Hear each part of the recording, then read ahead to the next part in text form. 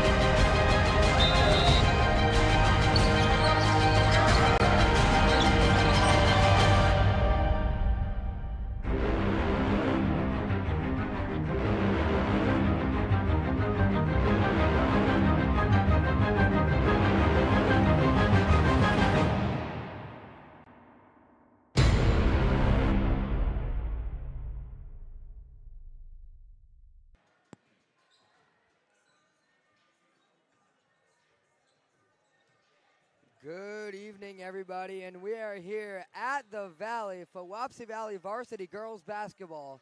Tonight we have the Wapsie Valley Warriors at home against the Gladbrook-Reinbeck Rebels.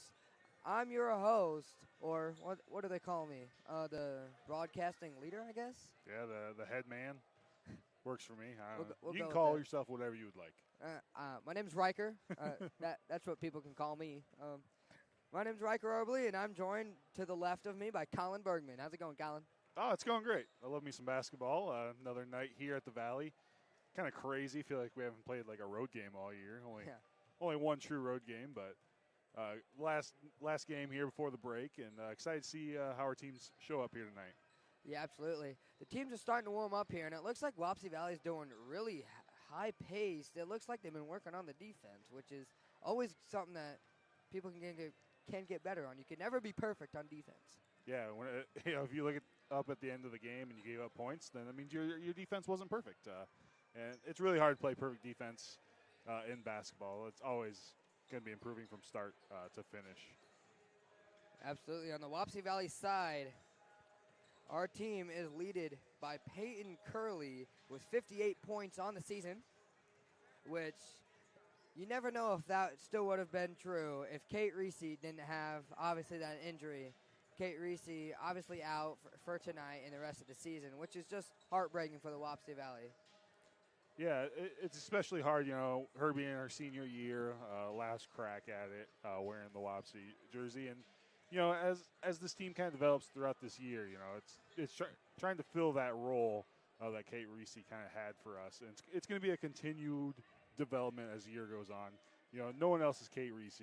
So someone just you got to step up and fill the role, play, be you, obviously, and just continue for that role that Kate Reese had. Absolutely. Wapsie Valley coming in to this game at 2-5, 1-2 in the NICL East, and the Rebels 6-3, 1-2 in the NICL West. So really two different records there. Looks to be that the Rebels are the favorite, but we'll see how this turns out. Yeah, it's always curious when you have these quote-unquote conference games, but kind of cross pod a little bit. Being in the Eastern pod that we are, not too often do we play the West teams. Obviously, we kind of rotate through those from time to time. So haven't played GR too much. I can't really speak to how they play and their pace, but it seems like they're kind of led by their height as their leading scorer, Kennedy Brandt, coming in averaging 13 points per game, 10 boards, and then LEC averaging 11.4 points, 5'10", 6 foot respectively for those two. So, and kind of looking out there, they definitely look like they got the size advantage coming into tonight, and it'll be interesting to see kind of how we handle that size down low. Absolutely. Wapsie Valley, I really love looking at the warm-ups because everybody kind of seemed to be doing their own thing. You got Reagan Barnes, it looks like, shooting threes, and people like Peyton Curley driving to the basket. Yeah, it's always interesting. So, when I warmed up, I always had, a very specific routine, and I kind of had it, down to, basically the 1 minute mark. Mm-hmm. And then you kind of talk to other people and ask them what they do, and there's I don't know, I just do whatever I want. So it's kind of curious to see the different styles like that. You're a basketball player, right? Yeah. So what do you do? I guess you don't have the whole 15 minutes yet. Well, no, but we do have 10 minutes. So obviously we have whatever the scheduled warm-ups that they do, and that takes a good 5 minutes. But for the other 3 minutes, I usually just work in the post because being 5'11", and if you go outside the arc and you shoot the ball, it's either not going to go in or you're going to get yelled at, or possibly both. Yeah, you're a Class 1A post. Yeah. Coming at 5'10". You don't shoot the ball when you're a Class 1A post. So, yeah, I guess I just kind of do my post moves, fadeaways. I don't want to give, I don't know. I'm sure no junior high coaches are watching, besides maybe Kobe and Casey. Yeah, right. Shout out to you, Kobe Casey. Can't give away your secrets, in the pregame. So, yeah, we got about 2 minutes and 30 seconds left until Blake Brewer would take the mic and give us our opening. So, any expectations tonight for Wapsie and Gladbrook? Yeah, just kind of breaking down the stats a little bit. The big thing for Wapsie Valley tonight is turnovers. Can we limit those? We come in, our assist-to-turnover ratio is 0.4, which is not good, right? A lot of the time, we kind of are our worst enemy in terms of turnovers, whether it be, in the full court press or kind of in our own half court offense. And those turnovers a lot of times have been leading to fast break points. And kind of reflecting on our season so far, I feel like we've played really, really well in a lot of games. Just the big difference is, giving fast break layups over and over. Eventually that's, going to be the death of you. As GR, taking a look at them, they're kind of very similar. Their assist-to-turnover ratio coming at 0.57 with 117 turnovers, 67 assists. So two teams that like to give the ball away, and I'll be curious to see kind of how those tempos match each other. You know, who can force more turnovers, who can get out on the fast breaks, get those layups. Might be our victor here tonight. Yeah, absolutely. And it is time for our Little Wapsie Communication starting lineups. Starting for the Warriors, number 14, Kenzie Snyder. Number 15, Peyton Curley. Number 24, Reagan Barnes. Number 30, Bailey Murphy. Number 54, Liza Reardon. Over to the Rebel side, we got Olivia Riffey, Ellie Sy, Lauren Boyer, Lily Drips, and Kennedy Brandt. Yeah, coming in, you know, like I said a little bit earlier, Kennedy Brandt, their leading scorer at 13.1 and 10 rebounds, so she's averaging herself a double-double. And for the Warriors, we're led by Reagan Barnes with her 13 points, 4.6 rebounds per game. And Peyton Curley coming in 8.3 points per game, grabbing 2.3 rebounds per game. So, again, rebounding, also another big key that I'll say basically every time you have me up here. A lot of times the difference between basketball games is whether or not you rebound, if you win the rebound game, if you win the turnover game. So those are two things I'll be looking for here tonight. Yeah, we all know you've had a lot of rebounds in your career. How tall are you? I come in at 6'8". Whoa. If you look at any program, though, I was always 6'4", which is always interesting. It's kind of funny. The program for basketball usually lie and make you taller. For some reason, I was listed as shorter. Nice. I don't know. It's like, oh, this guy's 6'4", no biggie. And then I come out, I don't know. Whoa. But, yeah, it's kind of fun. Yeah, it's time for Blake Brewer to take the mic. And here we go.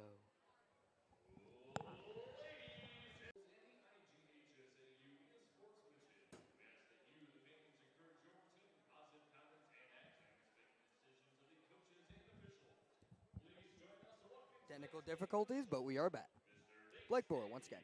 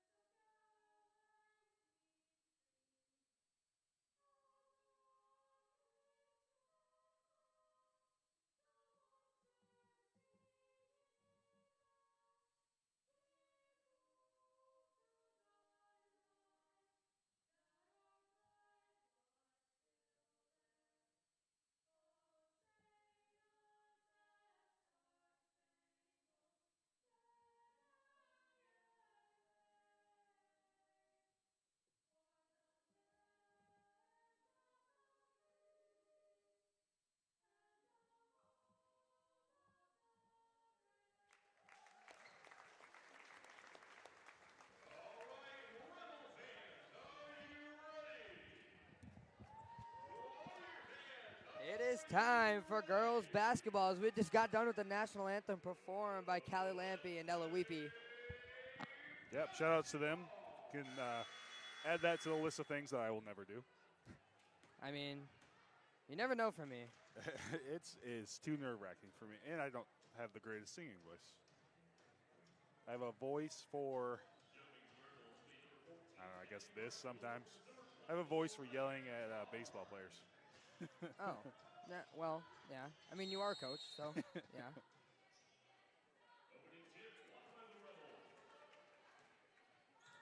Rebels win the opening tip.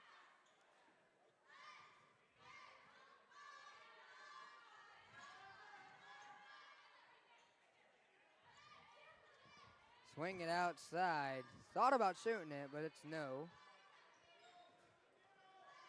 Strong man defense to start the game for the Warriors. Yeah, big board there by Reardon. That's a great way to start. Getting the first one, always a big one. Oh, good pass.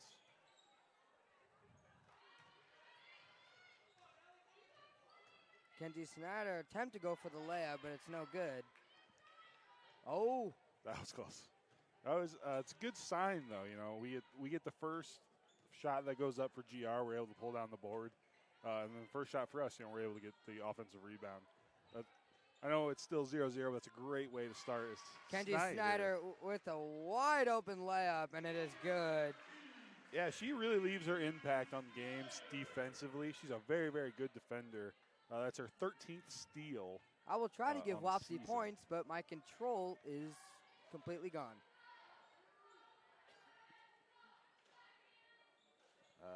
Yeah, that's on you. I have no idea how to run that. Yeah, I didn't touch it. They just tell me to put the headset on and talk. That's about as far as my expertise in that goes. We'll just have to keep saying it. 2-0, Warriors. 2-0. Still 2-0. Yep.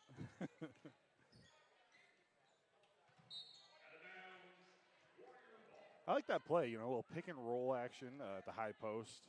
Reardon roll into the hoop. You can see they had two girls crash down on Reardon. I like Curly to kind of be under control, hit the corner when you have crashing help that much. Oh, it is blocked. Reagan Barnes went up for that layup, but it is absolutely blocked. So they go outside the arc. Eliza Reardon sticks her hands up. Good defense. Rebound by Bailey Murphy. Yeah, you can tell Kennedy Brandt, she's all of that 6-foot body. That's her 19th block. The only other person on the team to have a block is LEC with 3, so she's definitely the main defender down low.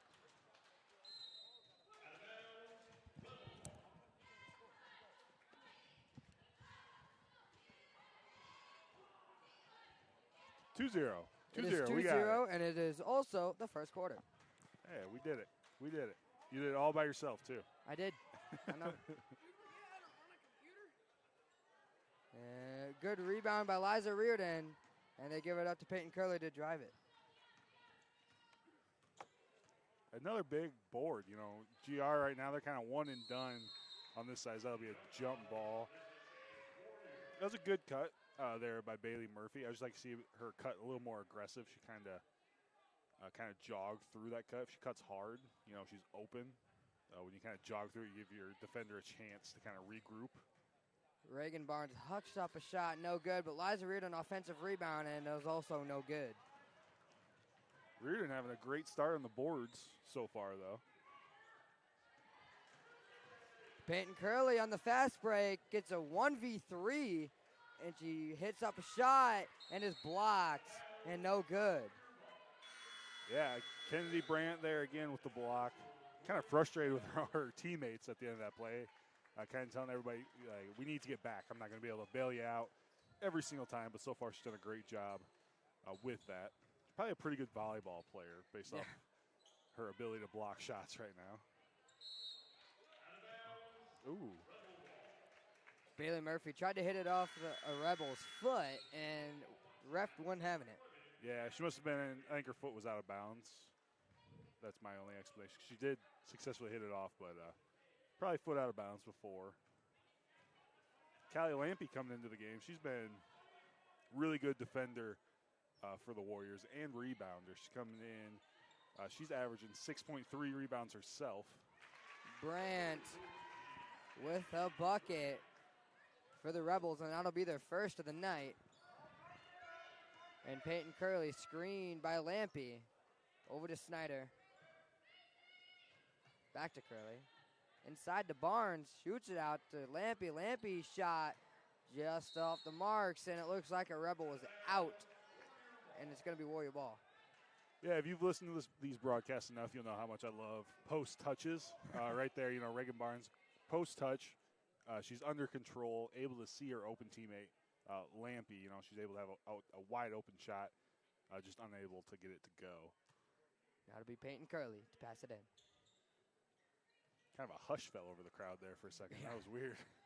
And shots blocked, and it's still Warrior ball.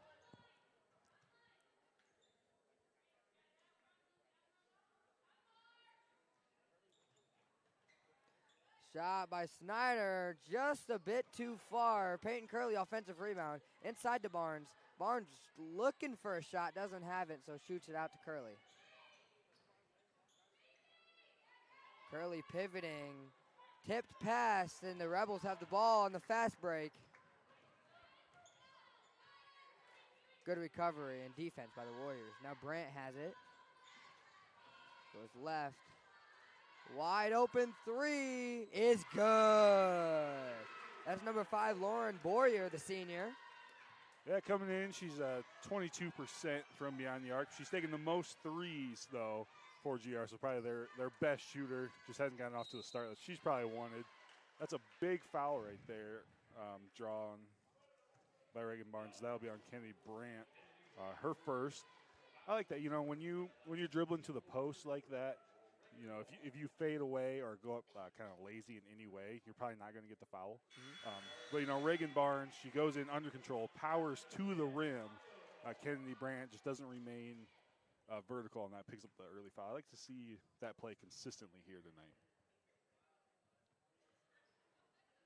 Reagan Barnes 1 for 2 on free throws, as GR will get the ball back. Murphy on defense. Sends it out to the corner, now up top. She drives in. Brandt shots off the backboard.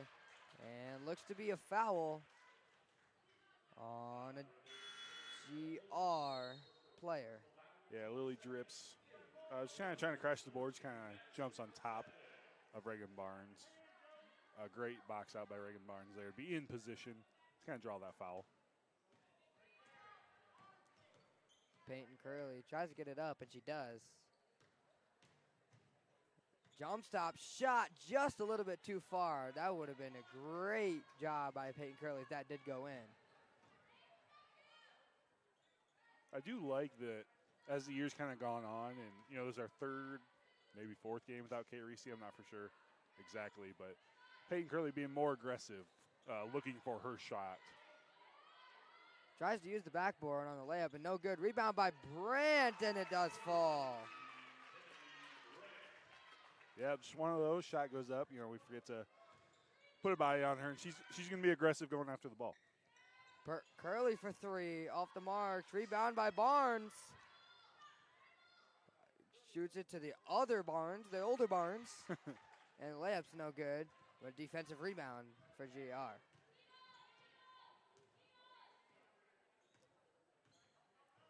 Drive left side, they kick it out.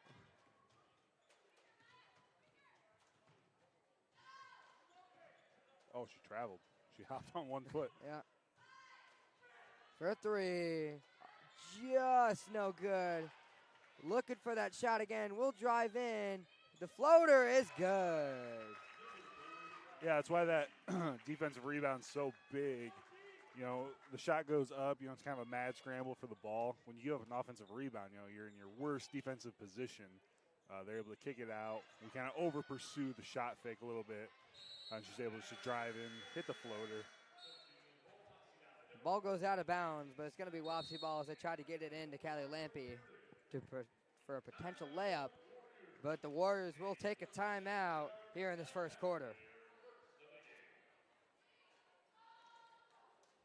As we're on this timeout here, I would like to give a shout out to Legacy Roofing of Iowa. Protect your largest investment with our reliable roofing and gutter services.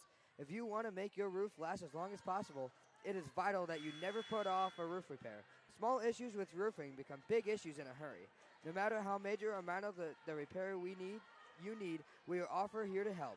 We offer roofing contracting, storm damage repair, gutter replacement, and residential and commercial roofing. Call Mitch at 319-415-2472 or Lou at 319-415-5547. And Peyton Curley will pass it in for the Warriors.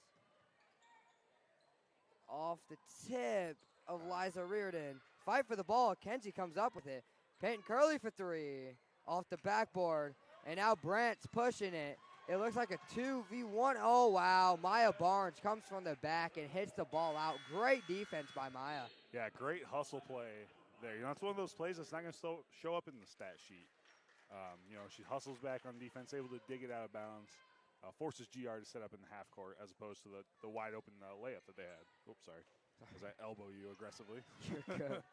Brandt's layup is no good. Maya Barnes and the Warriors take it up. Kenzie Snyder has an open shot. Takes it for two. No good. Good rebound by Lampy. Lampy tries to get a shot off. Gets her own rebound. Outside to Snyder. Maya Barnes for three. Is good. Maya Barnes, really good shot there. She stays behind the arc and takes her time, be's patient, and hits the shot. Yeah, she's a good shooter, coming in 23% from beyond the arc. And just kind of watching her both in warm-ups as a quick travel for the Rebels will give us back the ball. But kind of watching Maya in warm-ups, you know, she is a good shooter. That 23% isn't exactly indicative of how good of a shooter she really is. And, you know, if she's open, she'll take it. She's a confident shooter. Maya Barnes passes it into Snyder.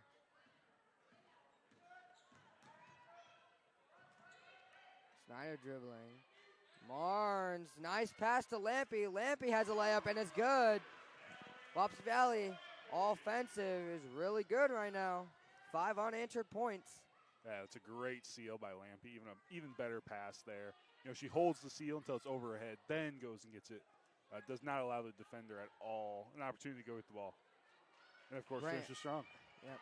Brant hucks up a shot. Peyton Curley with the rebound, and she drives it up. Pump fake, and no good on the shot.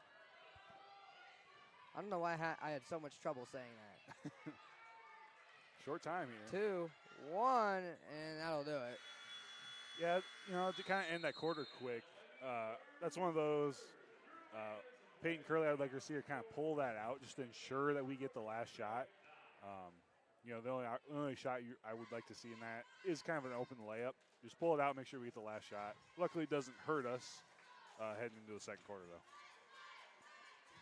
As we're between quarters, I would like to give a shout out to Oran Mutual Telephone Company. Serving the area since 1911, Oran Mutual Telephone Company is a modern, independently owned telephone company providing internet and telephone services to Oran, Iowa, and the surrounding rural areas. Give them a call at 319-638-6006. That's 319-638-6006. Wapsie Valley had a really good end to that first quarter with 5 unanswered points, as they, at one point in the quarter, were down 9-3. In Wapsie Valley, again, just really good on the offensive side. Colin, what do you expect going into the second quarter?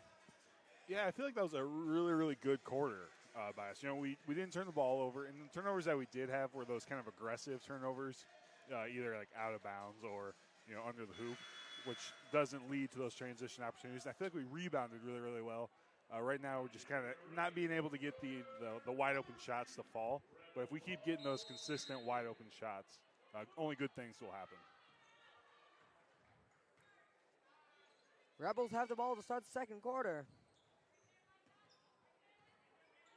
And passes, a lot of them for the Rebels. Into the corner.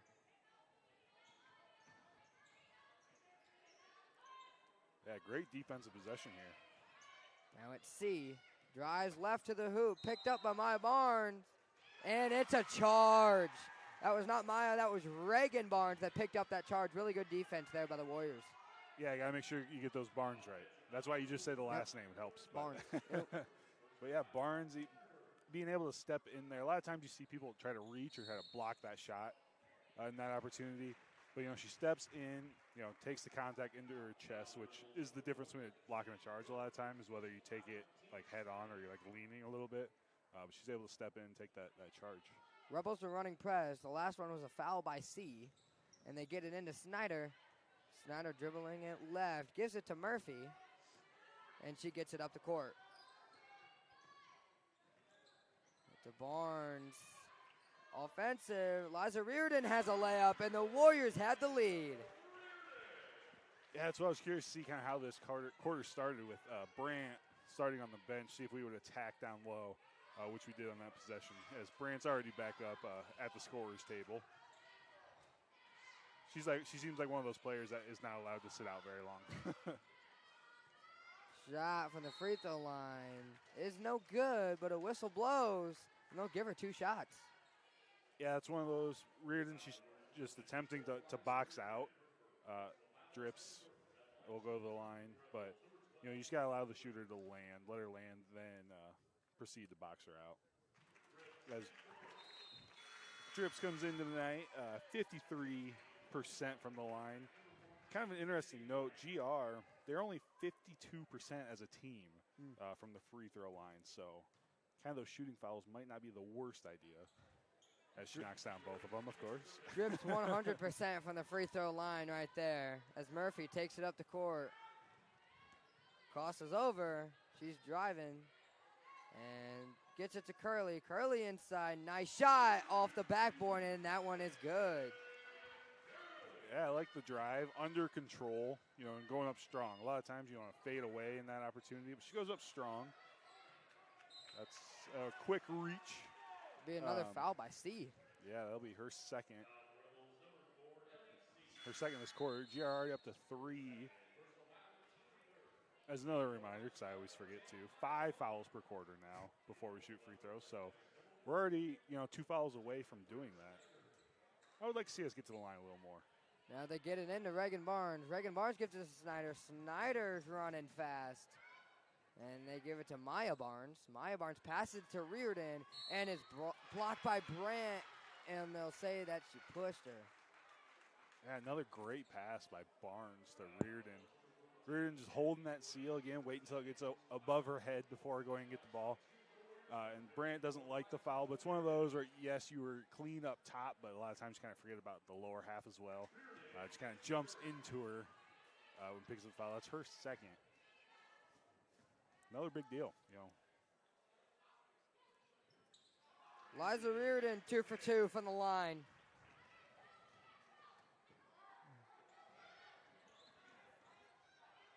Drives in. GR having a good offensive possession. Wanted to shoot that 3. As they give it to Brandt. And they swing it across the court. Swing it again to Brandt in the right corner.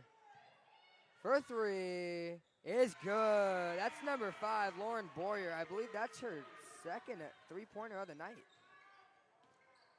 Yeah, 22% shooter, but again, taking the most, so confident shooter. The pick and roll from Wapsie is no good, but Snyder has it. Tries the reverse layup, but that's no good. I would like to see her jump stop on this side of the rim. That would have been an easier layup. She kind of went to Brandt instead of kind of avoiding that aspect.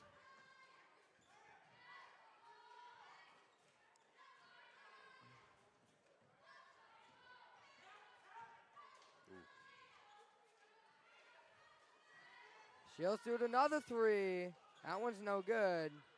Brandt, offensive rebound, puts it up, and it is good. Rebels have the ball back. Sorry, the lead back, not the ball back. Now they do have the ball back. Not yet. Not yet. Those 2 fouls really isn't not preventing Brandt from the physical play that she plays, which is dangerous aspect. But if I'm Warriors, I want a post touch on whoever she's guarding. See if we can pick up that 3rd foul here. Still early in the second quarter. Lampy trying to see something. Maya Barnes Right side. Pass to Lampy. Lampy goes up with it. No good. And the Rebels get a rebound. Yeah, we tried. Just she remained vertical there. Hard to shoot over the top of her. Good play there by Barnes. That'll be Rebel ball. I love me some post defense. What can I say? I do too. Big fan. Look at, we got 2 posts up in the booth tonight.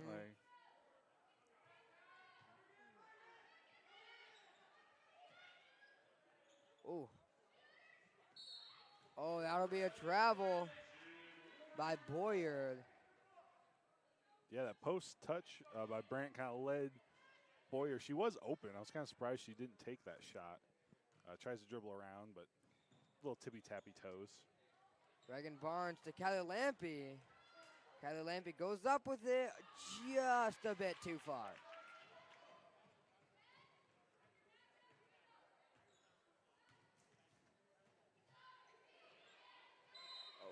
That'll be a foul. Yeah.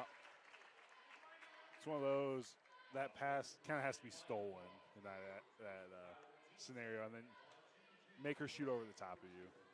As soon as you break verticality, it's going to be a foul every single time. It's just an easy call. That one no good as it's off the front rim. This is Schneider's first free throws of the year, actually. Really? Yeah, the 8th game, but her first free throws. And she's 50% on the year. I can do that calculation, too.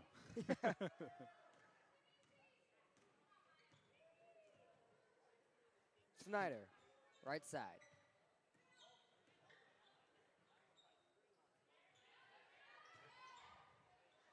Reagan Barnes almost has a really good bucket there. And she's slow to get back. As there's a bucket by GR. Yeah, I think Barnes wanted the foul there. And that's one of those, again, I'd like to see her just regroup herself before she goes. Kind of goes up kind of wild with the layup. It's a quick timeout here by Coach Ott. You know, she kind of goes up a little bit wild with that. And if you go up kind of out of control, not very many refs are going to want to bail you out in that scenario. You know, it's got to be kind of an obvious one. I would like to see her on that drop step, a powerful dribble, under control, you know, maybe a shot fake, try to get the defender to rise up, and then go through the contact. You know, don't take the contact and fade away. Like, go through it towards the rim. Those are the fouls that the refs are going to consistently call for you if you're going aggressive to the hoop. I really wonder what Wapsie Valley is going to do here, or what they're discussing here on the timeout with 3:36 left in the first half. Let's see if they're going to want to run it at them fast pace or kind of keep it low key as they're down by 5. Yeah, and just kind of quickly looking at, you know, GR's stats. I know it doesn't say the whole story, but, you know, they run usually about a 7-girl rotation, and 2 of them right now have 2 fouls. So if I'm Coach, I'm looking towards those 2. Try see if we can pick up a quick 3rd foul, kind of put them in that foul trouble game. See what kind of bench they have. You know, only playing 7 girls. That's a thin bench.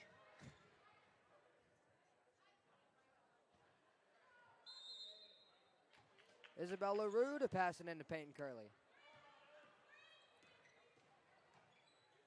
Bailey Murphy, only a freshman, as she gives it out to LaRue. Intercepted by Brandt as she just goes up and over Liza Reardon to get the ball. Good pass there, but the layup's no good. Peyton Curley fighting for the ball and retrieves it. Yeah, much better defense there by Maya Barnes. You know, remaining vertical, not coming down on it. Oh, Maya Barnes. Slippery Maya basketball. Yeah. Murphy drives inside, and they'll call it out of travel. Yeah, I like that. That was a great idea. You know, kind of powerful dribble to the lane, just kind of got lost in a little bit. LaRue playing press defense. They shoot it across. A little fadeaway is no good as off the front of the backboard.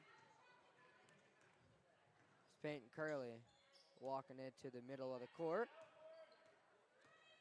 Liza Reardon sets a screen. Peyton Curley jump shot, no good. Rebound by Brandt.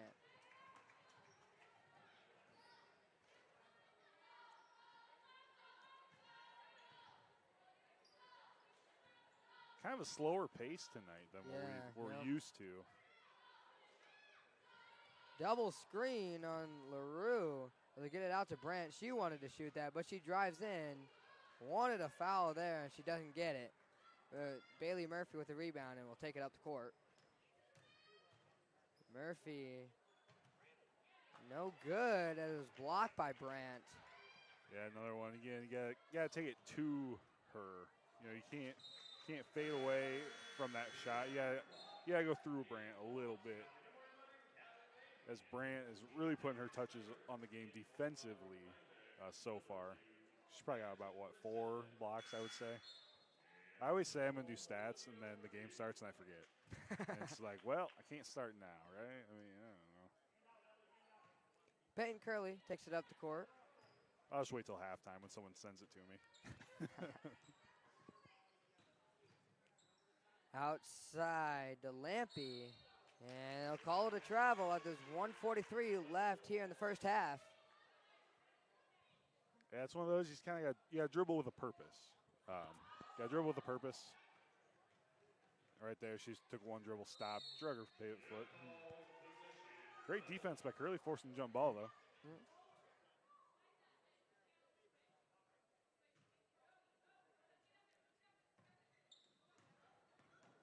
They get it in. Up top, now into Brandt. Brandt kind of fumbles the ball.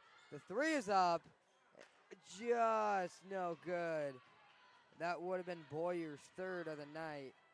It looked good all the way up, too. It did. Just a little bit too short. Peyton Curley, nice drive, and that one's good. Yeah, that's what I'm talking about right there. You know, take that drive to Brandt. You know, make her make a decision with those 2 fouls. You know, by stopping right in front of her, it makes the blocking of the shot that much easier. You know, drive to her, make a decision. Because that'll be on Reardon, I believe. Yeah, that'll be her 2nd. Just one of those, you got to step in front, don't reach. Move your feet. Things all coaches always say, move your feet. Oh, Reagan Barnes almost had a snatch there. And who's that on? I don't know. Kenzie Schneider must have been backside. I was blocked off. I don't know. Wasn't a lot, I'll say that. All that we know is that Brent's going to shoot 2 shots. Yeah, she is a 60%er coming in tonight. She is the best free throw shooter on the team, and also taking the most at 42. Oh. Almost half of their free throws this year by Brandt.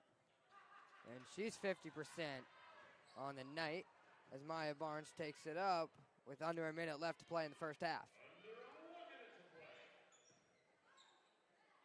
Up to Barnes. And she... Oh, jump ball. Wow. That's an interesting jump ball there. I like our offense tonight, though. The pick and roll, it's really kind of... Textbook. Yeah, it's putting Brandt kind of in an awkward position. Does she cover the pick and roll? Hedge it? Do you stay back? Power dribble by Lampy. No good. Kind of got tipped as it gone the way up. And Schneider tips that one out of bounds. Still Rebel ball.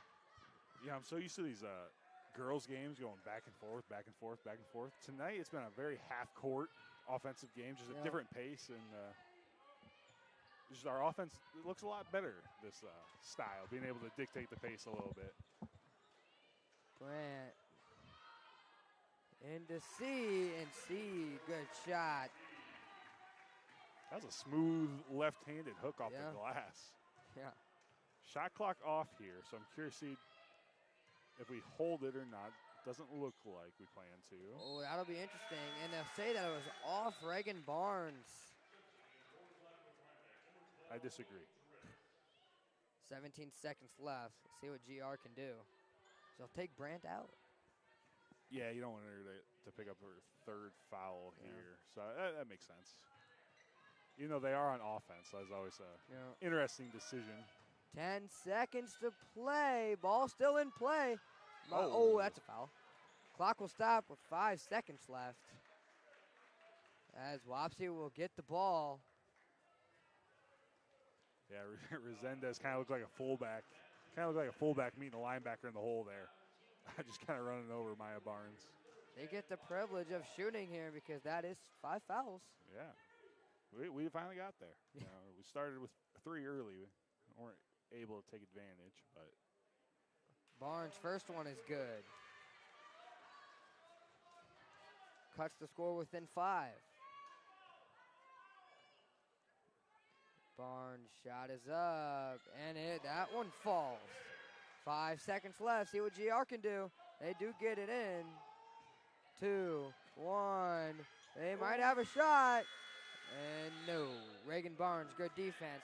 As we will head to halftime, Wapsie Valley 18, Gladbrook-Reinbeck 22. Colin, what did we see in the first half? yeah, you know, a lot of the games so far this year for the Warriors, I feel like the pace has been dictated kind of by the other team, where here tonight it seems like both teams are very happy playing that half-court brand of basketball. And I feel we've looked a lot more comfortable both offensively and defensively than we have in the last couple of weeks. And our offense is looking really, really good. I know we only have 18, which isn't ideal, but the offense feels like it's running better. You know, we've had a lot of really good opportunities at the basket. We're rebounding really, really well. You know, and overall we've kind of limited our turnovers, which leaves us, you know, the opportunity to be in this game at halftime. Whereas, you know, the last couple of weeks kind of got out of hand a little bit in the second quarter with mistakes. But, you know, we're not turning the ball over, and we're making good decisions, you know, offensively, and we're able to rebound. So that's kind of been the key in that first half. Yeah, this kind of comes to the point where me and Colin get to talk for 9 minutes. I'll just look at midcourt for whatever's going on. Here we go.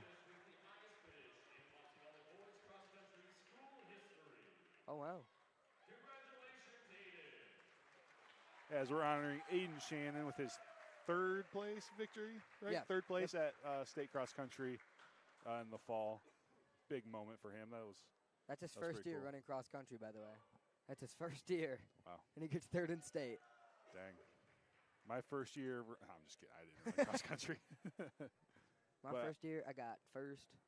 Yeah. No, I'm just kidding. Yeah, me too. I do not do cross country. Football. Football. I also believe, didn't Aiden Brady, he Yep. got like 23rd cross country, something like that. Just both Aidens, really good Both at cross. Aidens can run. Yep. Come to Valley and your name's Aiden, you better be a runner. Mm-hmm. High bar set by those two. Aiden Brady is also a first-year runner. Jeez, Yeah. that's wild. How do you just wake up one day and be like, you know what? Cross country, that's for me. Or you wake up one day and say, no football. Like, I don't want to. Cross country? Sure. Yeah, I'll run. Sure. Doesn't seem too hard. Man. And then you actually do it, and then Yeah, shout out to cross country runners. They got something in their blood that I do not. Yeah, no kidding. You know, I really didn't want to bring it up, but I have to. Like, I can't get it off of my mind. How about the 7-7 Seahawks? Yeah. Last night against the Philadelphia Eagles that are 10-4 now. Yeah. Go ahead. Yeah. It's your minute I'll give you 1 minute. Okay. Well, I was stressed the whole night. I went in like really all week saying, you know what, I'm not even going to watch the game. We're not going to do good. It's the Philadelphia Eagles. We're not talking about a bad team here. And then, you know, we started Drew Lock, and I was like, yeah, I'm definitely not going to watch this game. I'm turning this off. But then I realized that the score was 14-7. Somehow the Seahawks are winning. You turn the game on, and Drew Lock has over 200 yards and a touchdown. And you're like, who is this guy? Like, what has Geno Smith been teaching him? So now I'm just completely stressed as the Eagles defense. People like to say they're not good. I mean, we're talking about the Eagles. They're good, all around. But, yeah. Overall, I would say, yeah, they're good. Not as good as last year. Yeah, I will say that. Yeah. But, yeah, you know, you and your 7-7 Seahawks are definitely feeling a lot better than me and my 7-7 Vikings. I can tell you that. Both the same record, two different feelings. The worst part about that whole game was that knowing that in the back of your head, if you lose the game, you have a 2% chance of getting in the playoffs. If you win, you got a 52% chance. Yeah, it's that time of the year where every game super important. Yep. As I cheer for two teams, you know, because my Minnesota Vikings, Yeah, we got you. So I was like, you know what? I'll just double my chances every year. So I became a Jags fan as well. That'll work. Big Trevor Lawrence fan. And, man, both my teams just are not playing great right now. If you would have put Trevor Lawrence in the Hannah Montana show, I wouldn't have recognized the difference. But, I mean. I love me some Trevor Lawrence. I loved him. Loved him in high school. That's kind of when I first heard about him and just kind of followed him. Clemson? Yeah. Went to Clemson. Obviously did all that stuff there. Played in probably what I would say is probably the greatest college football game of all time. That semifinal versus Ohio State. If you haven't watched it, go watch it. Crazy game. But, yeah, and then ever since then, but I don't know. I think the best NFL game of all time was the Vikings versus Raiders a few weeks ago. Oh, yeah. That was a really good game. If you're an Iowa football fan, that game was for you. Yeah. The score is 3-0. You know, really good offense, really good defense, and even better special teams. Yeah. Punting is winning. Oh, man. That's so bad. So bad. And then the next week, the Raiders go out and score 63. That shows how good the Vikings are. Yeah. This is our year. You guys held 0 to a team that scored 63 on the year. Look at you guys go. It's just one of those where it's like something out there just doesn't want the Vikings to be good. You know, Kirk Cousins playing the best football of his entire career tears his Achilles. You know, right now with the MVP kind of up in the air of who should win it, who's not. A healthy Kirk Cousins wins the MVP this year. I said it. Sure. I said it. Yep. That was without JJ too. You know, yeah. What you gonna do? It is a law that we have our right to our opinion. So I mean, yeah, Mr. Siddick taught me that. Even the wrong ones. Yeah. There's the stats I was waiting for. All right, rebounds. So, if you're familiar with the stream, or if this is your first time checking in, when I look at stats, my favorite stat is the rebound. So that's the only thing I care about. Leading the rebounder for the Warriors in that first half, Callie Lampy with 5, 2 offensive. Bailey Murphy, 3 defensive rebounds. Liza Reardon with 3 rebounds, 1 offensive. Who else we got? 3. Peyton Curley's got 3, 1 offensive. Maya Barnes pulling in 2 as well. You know, in turnover-wise, you know, I said that being a big key. The Warriors only had 6 turnovers there in that first quarter, which really allowed us, you know, to run our offense effectively on those opportunities. You know, 6, obviously, game of basketball, you're going to have turnovers. Mm-hmm. There's going to be mistakes that happen, but, you know, limiting those the best we can. You know, in the last game we had 20 turnovers in the first half, so to cut that to 6 is a really big deal. And then for the Rebels, Kennedy Brandt, obviously their leading rebounder. How would you take a stab at? How many rebounds do you think she pulled in? 14. That's close. 12. 12 rebounds, 2 offensive, so she's kind of leading the squad there. Only 2 other players have a rebound, with Bryn Schneider with 3 and Lily Drips with 2. And then blocks. I'm sure it's Brandt. Just something in my mind tells me that. Apologize. We don't do blocks on the half court. My bad. I had the segue. It's Brandt. Ready. Brandt with like 4, I would guess, coming in. But, yeah, those are kind of the stats going in. Scoring-wise, Rebels kind of spreading the love a lot. You know, Boyer's got 6 of those 2 threes. Brandt with 4. I can't see the rest of the scoreboard, so I apologize, and I can't math that fast. Brandt actually has 8.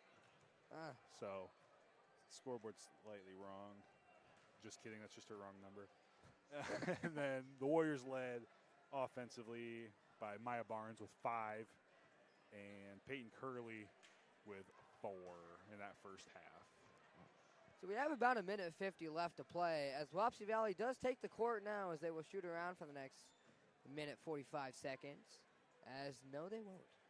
Looks like they're going to sit down and talk about more stuff.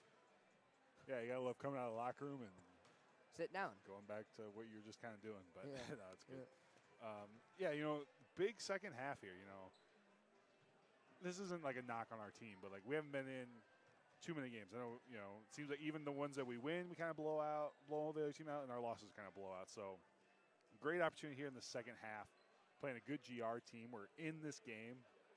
Like our offense is is rolling well. We just got to be able to knock down that open shot a little more consistently, as we only have 18. But a lot of good looks in that first half. We just like see him go down. And then defensively, controlling Brant, crashing the boards a little bit more, I think would also be a big impact. Put pressure on her. Make her make a decision in those situations as well. Something that I'm really excited to see if Wapsie Valley does here is obviously I think that Gladbrook-Reinbeck is going to press.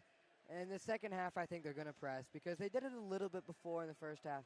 But I'm just wondering how Wapsie Valley is going to overcome that press because if you look before, they were kind of all just kind of running around. They weren't really like scheduled. You just kind of go, see if you can get open, and then run down the court. Yeah, and that GR press, it was kind of a show-me press, kind of like they call it. They kind of set up in it, and then once we got the inbound, everybody kind of faded back a little bit. So I'm curious to see if they kind of stay in it throughout the entirety of the possession moving forward. But, you know, if we continue to kind of get them in foul trouble, that also limits that decision a little bit for the Rebels as well. I'm kind of curious to see what we do. Our man defense looked really, really good. I'm curious to see if we switch it up at all or, you know, if it ain't broke, don't fix it type of mentality as we're ready to rock and roll. Here we go. Gladbrook-Reinbeck starts off with the ball. As they run the inbound play, they get it in. Completely scheduled there. She has a straight line to the rim, and that one's good. Yeah, we just got to get the help side there off that pick and roll. Peyton Curley floater off the back of the rim. Brandt has another rebound. Peyton Curley tips it, but it goes in GR's favor. High-paced game now. Brandt drives left side, kicks it back out. Stolen by Kenzie Snyder. Snyder left side looking for somebody to pass to. Yeah, the ref kind of stopped that fast break a little bit.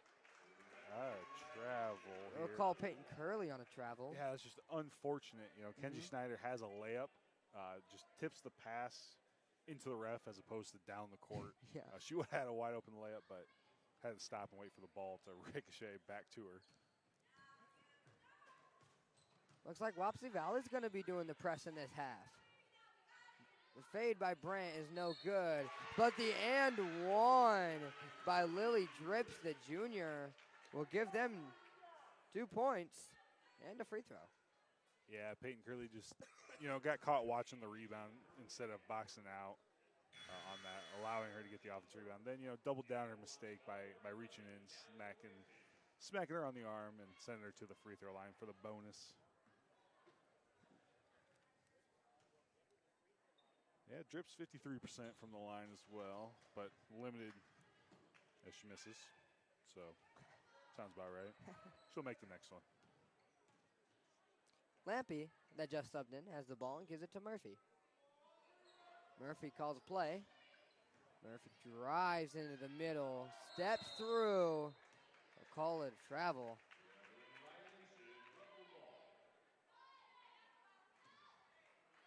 Now Good move if it was legal. Yep. Yep. If it only took 2 steps, it's a great move. Yeah. Hey, it worked.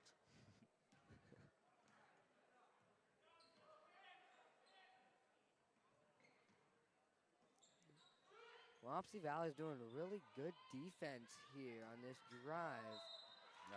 As I say that, we foul. Yeah, it's one of those, you know, Lampy's in a great spot defensively.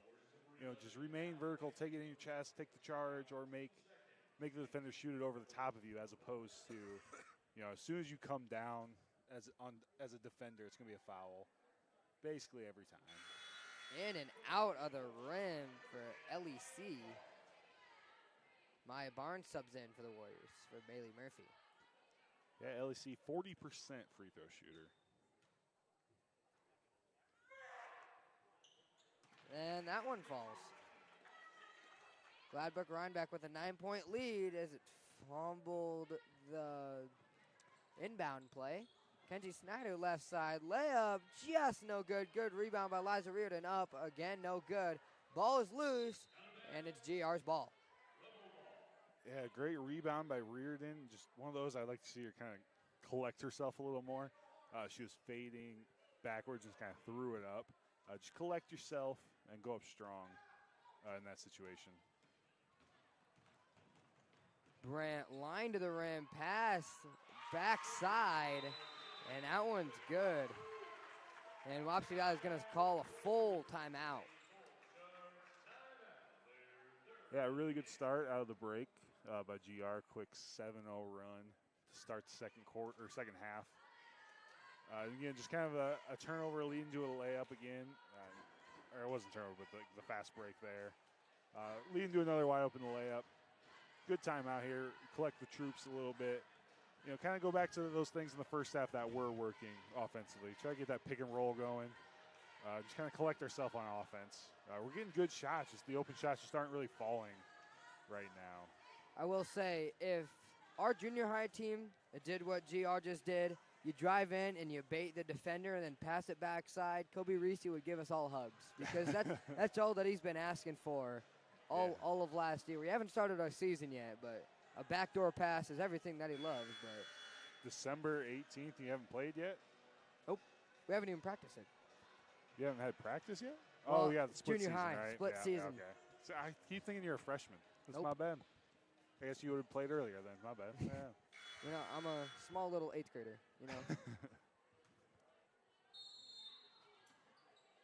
Here's Kenzie Snyder, passes it into Peyton Curley. GR does do the press, but we completely get through it. As Peyton Curley looking for a shot. Takes one absolutely rejected by C. Warriors still have the ball. There's Maya Barnes, tried to take the three. Now Peyton Curley back with it. Drives through off the backboard, and that'll be a foul as Peyton Curley will get 2 shots. Yeah, I like the take again. Kind of like what we talked about in the first half. Make Brant make a decision in that situation. If you pull up in front of her, it's going to be an easy block. But as you drive, make her make a decision. Is she going to step up, try to take the charge? Is she going to foul in those situations? Brant, that's her third. She'll take a seat. And, we got to be able to cash in these opportunities at the free throw line. Curley, 61%. Curley just no good on both of them. And Lampy's fouled, and we'll get another 2 shots. Hey, like I say, you want the foul call, go up strong, go through the defender. That's the most often time that those fouls are going to happen. And you're kind of talking about your junior high coach, Kobe Reese, right? He's the junior high coach, right? That's Casey O'Donnell. And Casey O'Donnell, thank you. One of those situations that would not make him happy, giving up an offensive rebound on a free throw. There's some of those things that just can't happen. You start in position, but again, great effort by Callie Lampy on the boards. Catch this free throw in. So we go 0 for 4 from the free throw line in that possession. Yeah. Now Anna Curley sees the court as she subbed in those free throws. The shot is up and good. That's Boyer's 3rd of the night. As Maya Barnes takes it up, gives it to Anna Curley. Anna Curley passes it to Liza Reardon, but it is tipped by Schneider. Now Barnes subs back in. Yeah, Rebels on a 10-0 run here to start the half. It's a big possession in this game here for the Warriors. They get it to Barnes. Outside to Curley. Curley for 3. Just doesn't fall in and out of the rim. Back out. Tries to get it to Curley, but bad pass. And it's a Warrior ball as the ball was tipped. Yeah, with Brant out of the game right now, I'd like to see us kind of attack that middle of this defense. Get Reagan Barnes a touch here. Peyton Curley, top of the key. Drives in. Right-handed layup is good. Good drive there by Peyton Curley, and the 10-0 drought is over. Yeah, she's looked really good offensively here tonight. Driving to the hoop. Under control and going up strong. Shot is up for 3. No good. Offensive rebound. Whoa. That'll be a foul. Yeah, it just didn't remain vertical. Came down. Yes, again, as soon as your arms come down, it's going to be a foul. Wasn't a lot, but it is a foul. Up and good. Yep. I was talking about how they're a 52% as a team from the free throw line. They've knocked down their free throws pretty effectively here tonight. You know, C only coming in only a 40%er and knocks down a pair there. She's 5 for 6 from the free throw line now tonight, raising the average. Peyton Curley, nice drive, and it just doesn't fall. It's a good shot, too, by Curley. Yeah, another great take. We're taking advantage. She's taking advantage of Brant not being in the game, driving to the hoop. Just like, again, kind of fading away just a little bit, and that was kind of the difference in that layup. Drive to the hoop, and one. That's number 4, LEC. And it looks like GR is kind of pulling away here in the second half as Bailey Murphy subs in.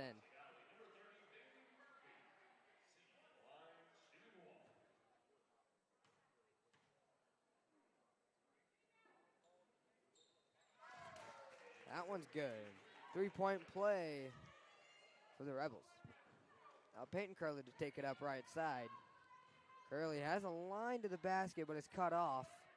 And outside to Murphy. Murphy for 3. Off the back of the rim. And Lampy, offensive rebound, takes a shot. Another offensive rebound. Reagan Barnes, no good. But it'll be a foul, and Reagan Barnes will get 2 shots. Yeah, it's going to be a big key kind of the rest of the game. Our ability to crash the boards as well. You want the best way to come back is, you know, getting more offensive possessions. You know, and offensive rebounds are a great way to do that, and getting to the free throw line. But more importantly, you got to be able to knock down those free throw opportunities. 80% on the year is Reagan Barnes. Reagan Barnes, second free throw is good.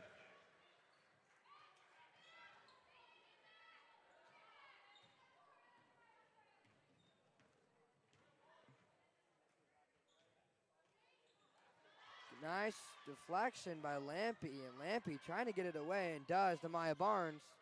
Maya Barnes sees Peyton Curley inside. Peyton Curley, no good. Yeah, she had Reagan Barnes underneath, just didn't see her. A whistle blows, and the Rebels take a timeout.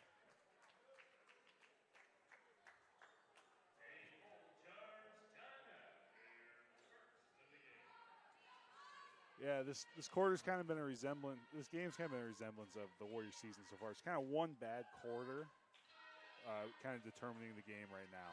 You know, this coming into this quarter, we were only down 4. You know, 22-18 and a half, and you look up now, it's a 16-point deficit. You know, we still got 3 and a half left. Your main goal to close out this quarter, you know, get it back under 10. That's the number one goal. You know, start chipping away. Plenty of basketball left. And start running the offensive sets that were working in that first half. You know, getting those wide open shots. You know, Curley's done a great job getting to the rim. You know, keep capitalizing on those opportunities. You know, and finishing when you get those looks. Wapsie Valley has 2 timeouts left. Gladbrook-Reinbeck has 4. The atmosphere in this game just seems weird. Yeah, like the pace you sense it too. Like the pace goes from really, really fast to like really, really slow. And just kind of like crowd's been kind of quiet. Yeah, too. the mood in the I feel gym like the is loudest like, one in here. Right, I feel like we're yelling up here. Yeah. You know, and we gotta get our crowd in. You know, make a big play here. Get our crowd into it. I feel like we could be playing golf and I could talk like this and just feel the same. Get in the hole. In the corner. Lampy guarding inside. Lampy makes a nice play on defense, and Lily Drips is down, holding her face.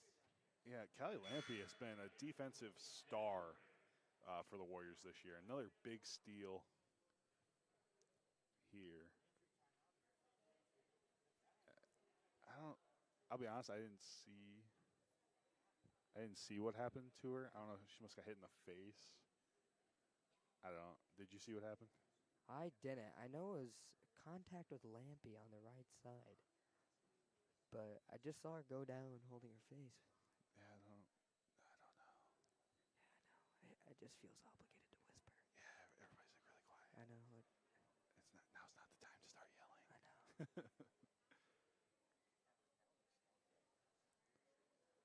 Yeah, hopefully she's all right. She looks to be getting up. She is up. And she seems to be okay.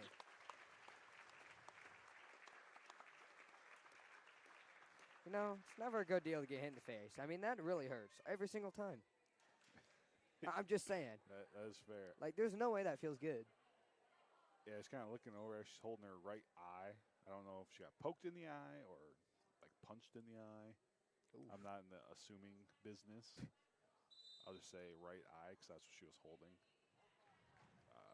We'll get our sideline reporter down there and update us. Barnes to other Barnes. Back to Barnes. Over to Barnes.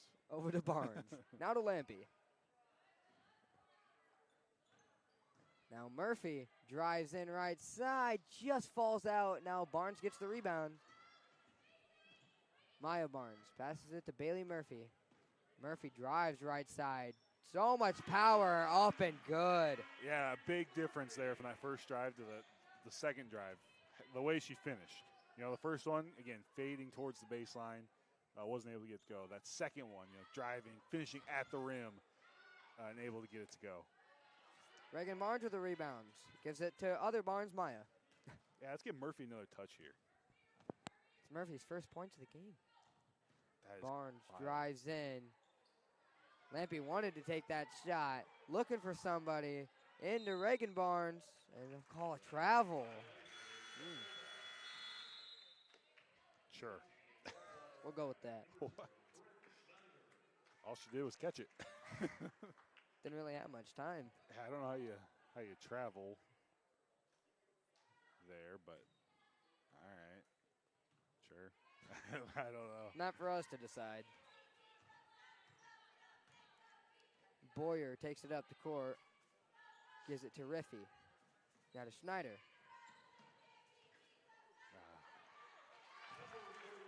Yeah, we were there on the defense. Just weren't able to get our hand on it. Murphy. Just again, pick and roll. Yeah. Murphy takes it up. Drives right side. Through Brandt. And it's just off the front rim and no good. Maya tried to make a steal there. She drives on the right side. Good defense by Barnes.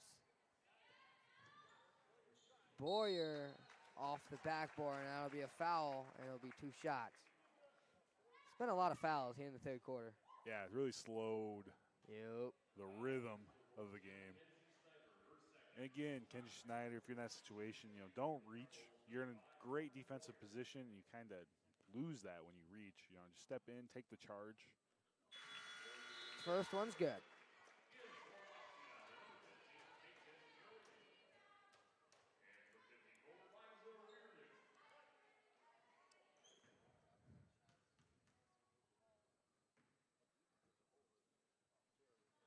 Second one's good. Score is 41-23. I don't know if that was legal. Yeah, you can pass it to the outbound. I was just worried she'd step inbounds before. Peyton Curley gives it to Liza Reardon. Liza Reardon, the fadeaway is good. Nice shot there by Reardon.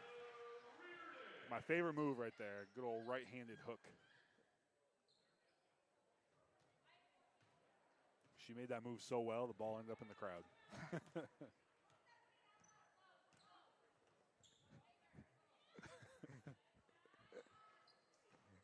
My bad, Colin.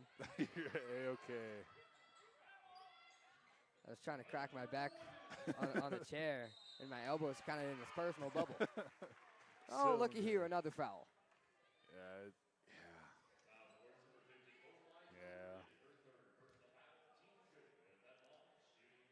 You know, I did say they came in shooting 52%, so it could play an impact in this game, but they've been able to step up and make them so far. As that one is short. This is her, Bryn Schneider coming in tonight. She was a 0%er, but that's because she had not attempted a free throw. She went 1 for 2 earlier in the game. And she's now 1 for 4. 25%er. Yeah, again, letting up the offensive rebound on a free throw. Big no-no. For three. No good. Griffey attempted a three, but it goes out of bounds, and that one's off Schneider.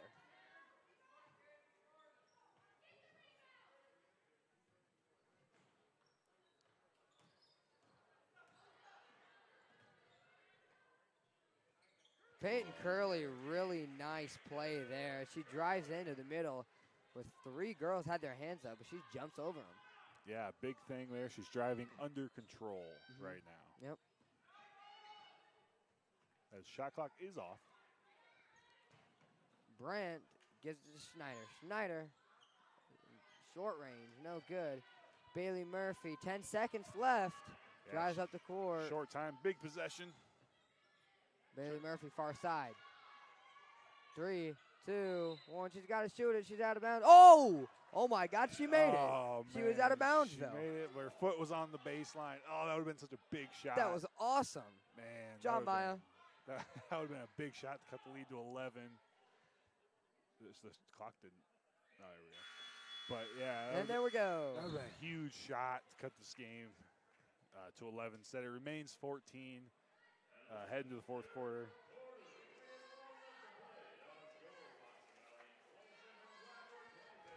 Well, at least the foul's reset, so we don't have to worry about that anymore.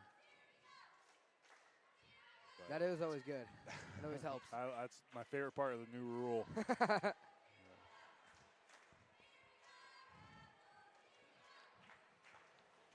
You don't actually realize how many students Wapsie has. Very little until all the boys basketball players go in to the locker room when they only fill up like 2 rows. Yeah, I was thinking of that too. I was looking at it, I was like, good showing here on a Tuesday night. And then all the boys went and got ready. I was like, oh, yeah, that's right. Yeah. Oh, yeah. Still a good showing, though. Yeah, absolutely. Just got a, I don't know, it's just a weird vibe tonight. Usually when it's like basketball, everybody's yelling and on their feet. And yeah, there's usually someone yelling at the ref at some point. Yeah, well, yeah. It seems like there always is somebody. There's always that one. You know what I mean, I'm guilty of it. Sometimes it's me. I was like listening to the people that it's never played never touched a basketball in their life. That is good. You don't know the basketball rules. They're always the loudest. You can't do that.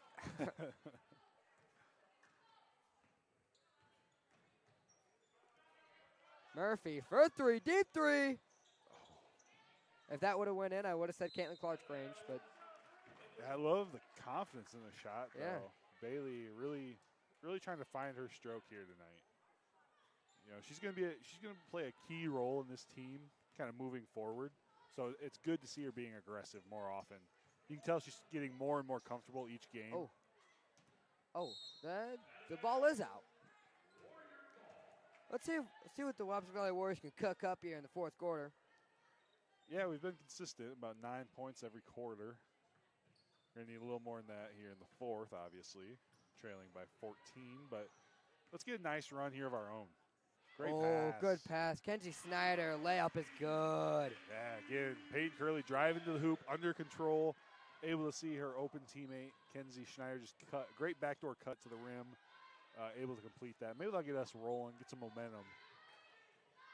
Wapsie Valley going for the ball. Oh, he's traveled. The other side to see.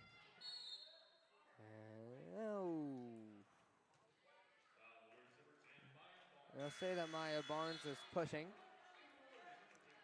Yeah, it's one of those, you know, the ball handler, you can't put a hand on the person dribbling towards the hoop. It's an automatic foul. It's one of those soft ones, but if you watch any Big Ten basketball, you'll get tired of that foul real quick. Yep. Great defensive possession. Bailey Murphy to take it up the court. Snyder mid-range, off the marks. Snyder with the rebound. You know, we're getting some really, really good looks here Yep. tonight. Just can't get them to go right now.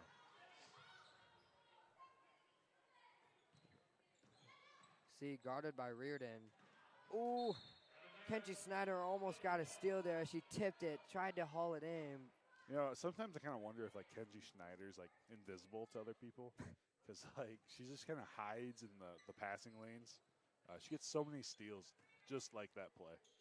Absolutely. Sneaky. Kenji's, that's not Kenji, but it is Snyder for three, but it's still no good. That's Brent Snyder. Schneider. Yeah, it is. Yeah, I didn't even think of that. Spelled differently, but Yeah, yep. pronounced roughly the same. Schneider maybe? Yeah, you never know. Brant layups is good.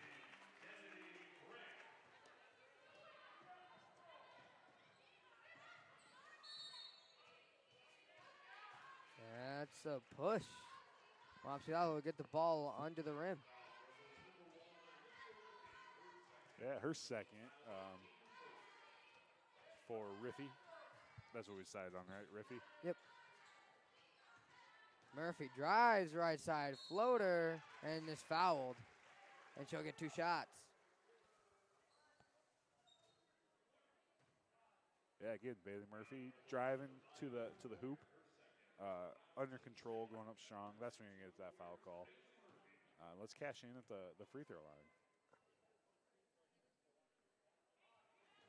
We have more fouls in this game than the Eagles had holding calls last night. Hey, they hold every play. I'm sorry. That's just I had to. That's just a mad Seahawk Viking fan talking. Murphy's second is good.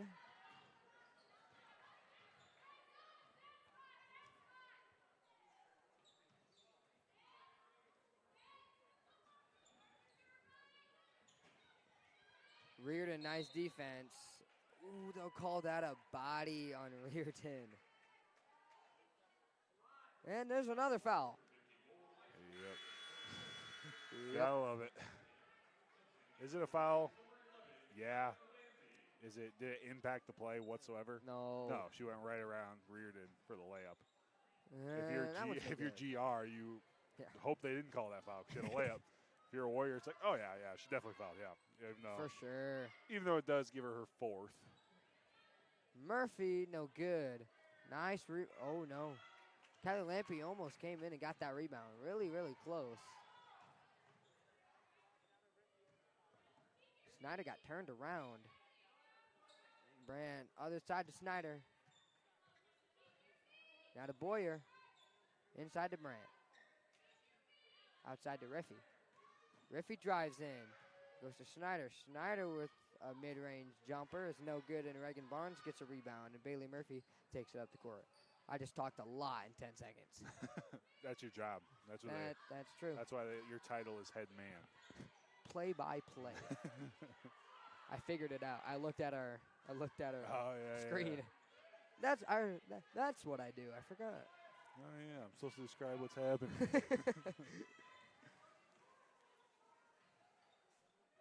For three is good. There's Boyer again.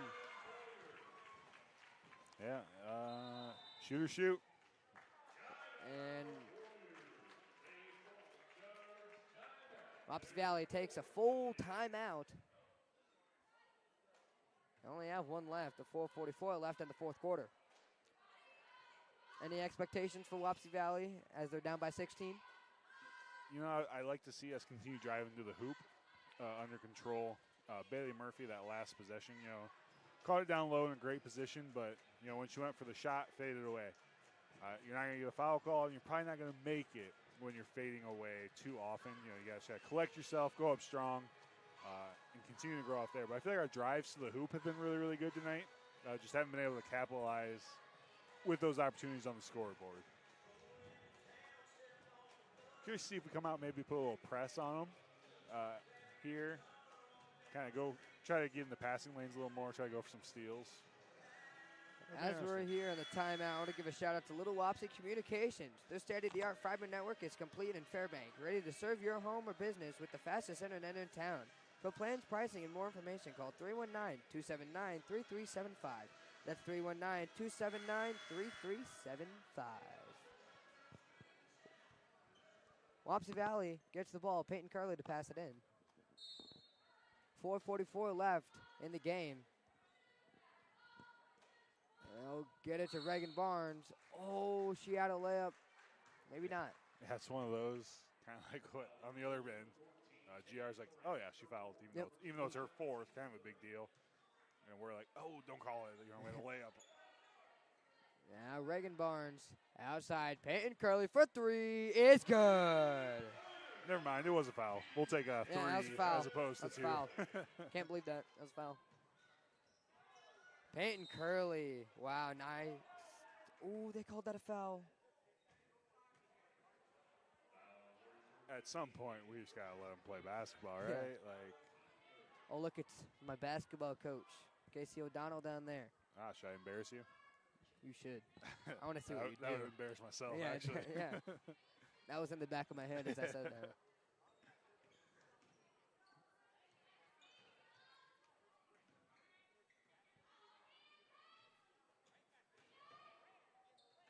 Peyton Curley, good defense. As Snyder gets the rebound, fast break. Murphy in the middle. Oh, got lost with the ball. Kind of fumbles it a little bit. Yeah, it's one of those. She had Murphy open right away. Just waited too long to kind of pass it to her. That's one of those. You just want to get it out of your hand kind of as quick as possible. As Murphy was running the court really, really well. You just kind of got to reward her in that.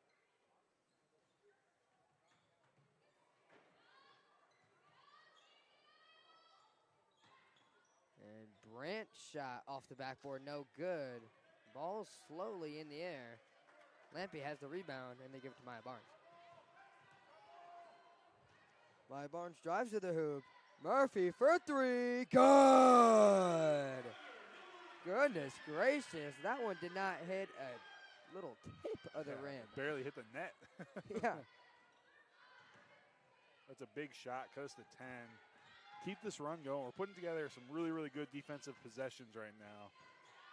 For three. No good. Off the back of the rim. Rebound. Up and good.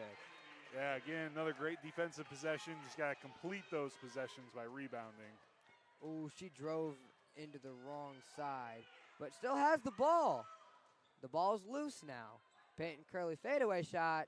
No good. Maya Barnes, good rebound, and one.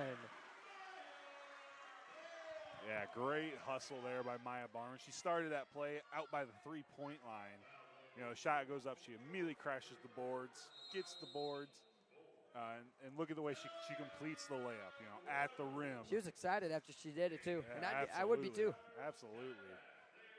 Completing that shot at the rim, giving yourself a chance for the three-point play. The good old post three-pointer, I like to call it. Except I always called it if I made the shot and got fouled, I didn't have to make the free throw. I already got my 2 points. This is a bonus point. You just got to hit it really hard off the glass so the shooter can get it. That's outside of the. Oh, here we go. Got the. What do they call it? Chop on. Go Braves. Didn't have to throw that in there. Oh, the Kansas City Chiefs that the Philadelphia Eagles beat. The Seahawks beat the Eagles. So, I mean, take that how you want. I mean, so did the Jets, so. I mean, the Panthers won a game, too, so put them up there somewhere. That's true. Maya Barnes, no good. The lead is 10 for Gladbrook-Reinbeck. Reagan Barnes covering Brandt.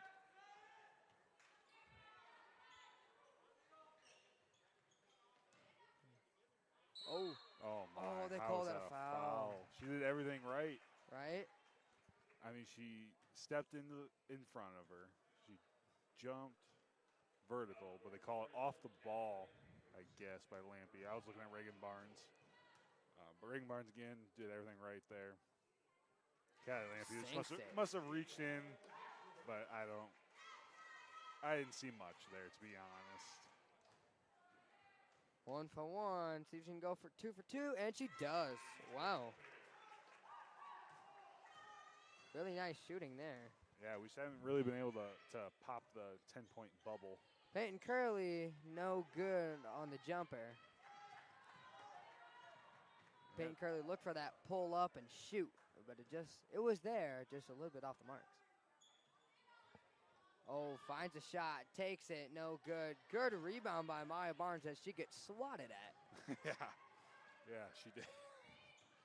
Good thing it did not connect. Yeah, yep. Would have been a lethal. Oh, underhand by Murphy, no good. Yeah, again, look at the way she attempted that shot. You know, fading away from the hoop, heading towards the baseline. You know, just jump stop under control there. You know, go up strong. You did everything great, you know, with the drive. Just got to be able to finish.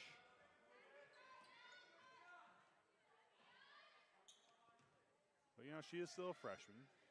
But she is getting, I will say she's definitely getting better each and every game. Absolutely. You know, if you try to 1v1 her, it doesn't go well. I've tried before. It does not go well. Because she will make a three and then tell you to step up and then make another three. Reagan Barnes, fadeaway shot, no good. Peyton Curley gets the rebound, fadeaway shot, no good. Yeah, Blocked by Brant. You said it perfectly. You know, 2 fadeaway shots. Again, you have to go in. Gotta go into Brant. Make her make a decision. She's got 4 fouls. You know, she's gonna want to be a little more conservative. Right now, you're just kind of doing her a favor by fading away and just letting her, you know, block it. As the Warriors will take our last timeout. Minute 17 left. Down 12. 1 minute, 17 seconds left to go in the game.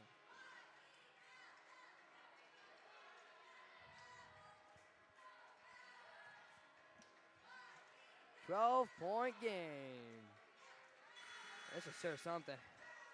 Yeah, hey, shout out to both cheerleading crew here tonight.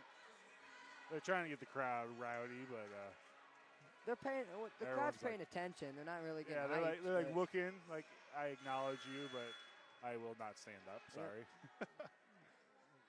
Guys did a good job, but I mean, like, I'll look and cheer you on, but I'm sitting. I paid for my seat. And one, Callie Lampy. How about that? Now Callie Lampy trying to make it a 9-point game.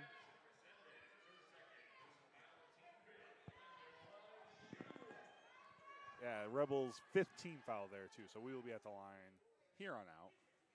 That one's good. 3-point play for the Warriors. And it's a 9-point play with 1:15 left. Yeah. What? And they eventually called a foul on Maya Barnes. It's funny because I thought she fouled like 3 times beforehand. Yep. And then when they called it, I don't know what she did. So it was like one of those, like, oh, I missed the first. Oh, I missed the. I'm just gonna call this. Beep. But we fouled the right person. She came in shooting 40% on the year, but not looking like it tonight. She has been feeling good at the free throw line. See, makes it a 10-point game with her first free throw being good. Now the second one's up, and that one's no good. Callie Lampy gets the rebound. Wapsie Valley's going to have to go. Peyton Curley drives left side, just out inside the arc. And she's driving. Pull-up shot is good off the backboard. Wapsie Valley's got to go.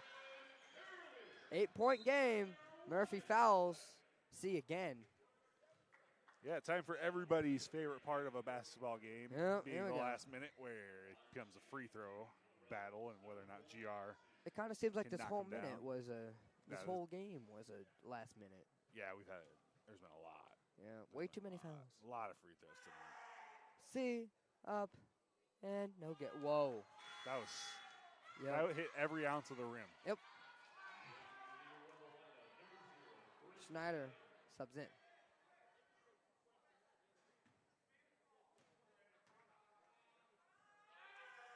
See, second one is good. 9-point game. Wapsie Valley's got to rush, and they do. Peyton Curley trying to find somebody. Finds Barnes for a 3. Off the marks. Good rebound by Wapsie. Oh, that's got to be over back. Oh, never mind. No, it's not. Yeah, that was a good possession. You know, we got everything we wanted out of it. Got a good shot by Curley. Big offensive rebound by Maya Barnes. Just wasn't able to finish. And, you know, Brant being able to use her size to go up and get that rebound. Mm-hmm. See, Heads back to the line for about her 50th free throw here tonight. C makes the first one. A lot of free throws. She shot a lot of free throws. I said coming into tonight that Brant shot about half of the team's free throws. Not tonight. Oh, Lampy falls down. Bailey Murphy. Just throw that in. Reagan Barnes for a three. Good. Now they got to press. They got to press. Under 30 seconds to play. They got a foul now. That's a foul. They're fouling. Right now they don't like. Lia Barnes has to push her. Yeah, we're trying to get the foul now, and they're like, no, we're not going to call it now.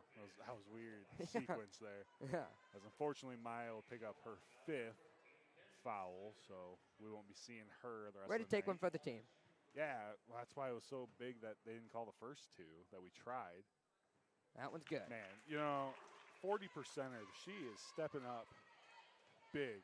Now she's probably at like 80% now. Yeah, she's. Second one is good. 9-point game. We're definitely following the right person. Just she's stepping up, knocking them Bailey, down. shoot it. Calls an ISO. Doesn't get it. Curly, shoot it. Nice shot. And it's a foul. And now Peyton Curley will get 2 shots with 8.2 seconds left.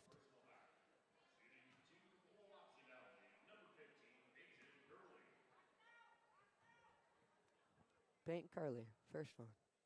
Falls. It's kind of crazy the amount of fouls that have been. More than there should have. Yeah, and then like neither team's really in foul trouble. No. All that much. Peyton Curley's second one's no good. We are fouling her a bunch, and now they call it on Snyder. We've gone through 4 seconds. We have 4 more seconds left. That might take 5 minutes, but you never know. It's been a journey. It has been a journey. Sure has. C is now 99% on the air. Yeah, like might as well be. That's crazy. Coming into tonight, she was 13 of 32. Here tonight, I'm sure she's about like 14 of 15, I swear. Oh. No good. Final score, Wapsie Valley 47, Gladbrook-Reinbeck 57. Now we will head over to the Wapsie Valley boys game with Zach Bavers. Will take over for my job. You'll still hear Colin's voice. Yep, apologize now. Yeah, Colin, what'd you see from that girls' game? I saw some really good things. This girls' team heading into the winter break. I feel like we've improved a lot from that first game to now. A lot of things that we still need to shore up offensively. But that second half again comes down to that one bad quarter. Take away that third quarter, and I'm pretty sure we played about even, which obviously basketball you can't just take out a fourth of the game, but. I want to see us moving forward, coming out of the break, try to put together a full 4-quarter game to really see the potential of this team. Yeah, so that'll do it for me. The Wapsie Valley Varsity boys game will be a different broadcast, still on this same YouTube channel, so make sure to tune into that for this Wapsie Valley Varsity boys game. That'll do it for me and Colin. Yep. And until next time, go Warriors.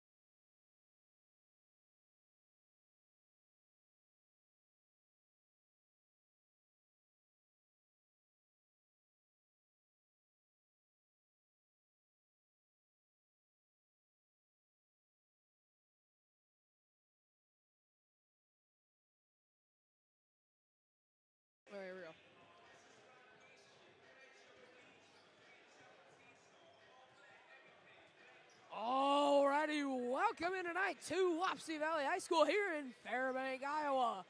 For tonight's matchup between the Warriors and the Rebels, it's some varsity boys basketball action. The Warriors come in tonight 1-6 on the year. The Rebels 4-3. 1-2 in conference play for both teams. I'd like to welcome in my broadcast partner tonight, Colin Bergman. How are you? Oh, I'm doing great. I am still here. Yep. We kicked Riker out, and you left me in my spot. Thank you. So, coming into tonight, the Warriors on a 6-game skid, trying to right the ship after the Upper Iowa shootout. How do you think they should do that tonight? You know, just kind of finding our pace in this game is a big one, and kind of finding our way offensively. You know, we've struggled these last couple of games, kind of finding our way, our ability to score, you know, more effectively. Our defense, I feel like, has made improvements consistently all year. Just right now, you know, stepping up, making those open shots, those great shots, is what I'm looking for here tonight. Alrighty, and I'd like to again welcome everybody who has joined us from the girls' stream over the boys' stream. And if you didn't watch the girls' stream and you're here now for the boys' stream, that's fine. You know, hey, you're back. We're here for some boys basketball action, and for the Warriors, yeah, we said, yeah, just give it. No, this is the girl stats. I do have them. Do you want me to give you them go quick? Go for it, yeah. From before we transition. So leading scorer for the girls tonight was Peyton Curley with 14. Bailey Murphy knocked in 8. Maya Barnes with 7. Reardon with 6. Lampy and Reagan Barnes both with 5. And Ken Schneider with 4. And on the boards, our leading rebounder was 13. And just a quick shout out to the GR girls. Lauren Boyer was their leading scorer. A lot of those points coming from the free throw line. She had 21. And then Kennedy Brandt, 18 points, 22 rebound performance. So shout out to her. Just wanted to give a quick stat rundown before we fully transition to the boys game. I guess one last thing before we, fully transition over is the girls, if you did not watch, they took a loss 57-47 to Gladbrook-Reinbeck. By the way, can we talk about it? Gladbrook-Reinbeck? That is a tongue twister of a name. Yeah, that's why I go with GR. Yeah, you just got to say GR. No, but tonight, as we said, the Warriors coming into this game on a major cold streak, 6 straight losses, no sight of a win. But the Warriors, even though they are in pretty big trouble, I would say it's not for lack of better play or lack of just coaching in that matter. It's more or less just bad luck. The Warriors had a buzzer beater, heartbreaking loss against Sumner Fredericksburg. Had just a bad overall shooting night against Dyke New Hartford, and then also a very shocking loss to Oran that kind of really took the wind out of this usually very hyped up, very emotional crowd. Which, you know, that's what really powers the Warriors. Is this environment here at Wapsie Valley is just something different than all the rest of the schools in the state of Iowa. But the Warriors looking to get back on the right path, back in the win column after the Upper Iowa shootout, which, by the way, I got the wrong roster here. Okay, here we go. They took on Independence in that game, lost 47-38, and they were actually leading by 1 going into the fourth, and then had 6 straight possessions without a score. Yeah, it was one of those games where we led the whole way. Led mostly by our defense. You know, we played really, really good defense. Just offensively couldn't get it going. Kind of for like the third or fourth straight games, couldn't get it going offensively. But a lot of good defensive sides. Like I said earlier, like to see that progression offensively here tonight. And then for the Rebels come into this game at around 500. They are 4-3, a game over 500. And even though this is not a conference game, we have a big, long conference schedule ahead for both teams as they will be taking on conference teams coming back from the new year, as well as they are winning their last 3 of 5, and those 2 losses in that 5-game stretch came to Hudson and South Hardin, 2 very good teams in the state. For them, they just got to keep the gas pedal going and really try to play into this environment that they have here tonight. And then finally, for our keys to the game, presented by Oran Mutual Telephone Company, serving the area since 1911. Oran Mutual Telephone Company is a modern, independently owned telephone company providing internet and telephone services to Oran, Iowa, and the surrounding rural area. Give them a call at 319-638-6006. So for the Warriors tonight, nothing to lose. The Warriors, nothing scares a team more than playing a team that has absolutely nothing to lose. The Warriors come into this game at pretty much rock bottom. I'm going to say it. They need to get back on the right track if they want to be contenders heading into January and February. So they got nothing to lose.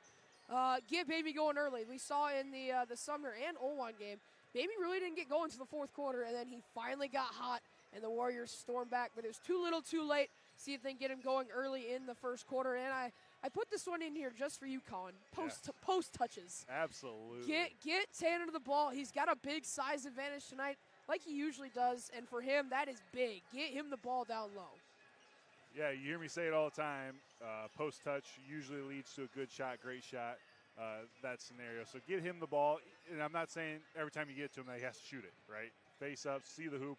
Get those backdoor cutters involved in that as well. And another thing, kind of adding back to that, to Bamey, at the Upper Iowa shootout, he only had 2 points in that game. And those 2 points were technical foul free throws.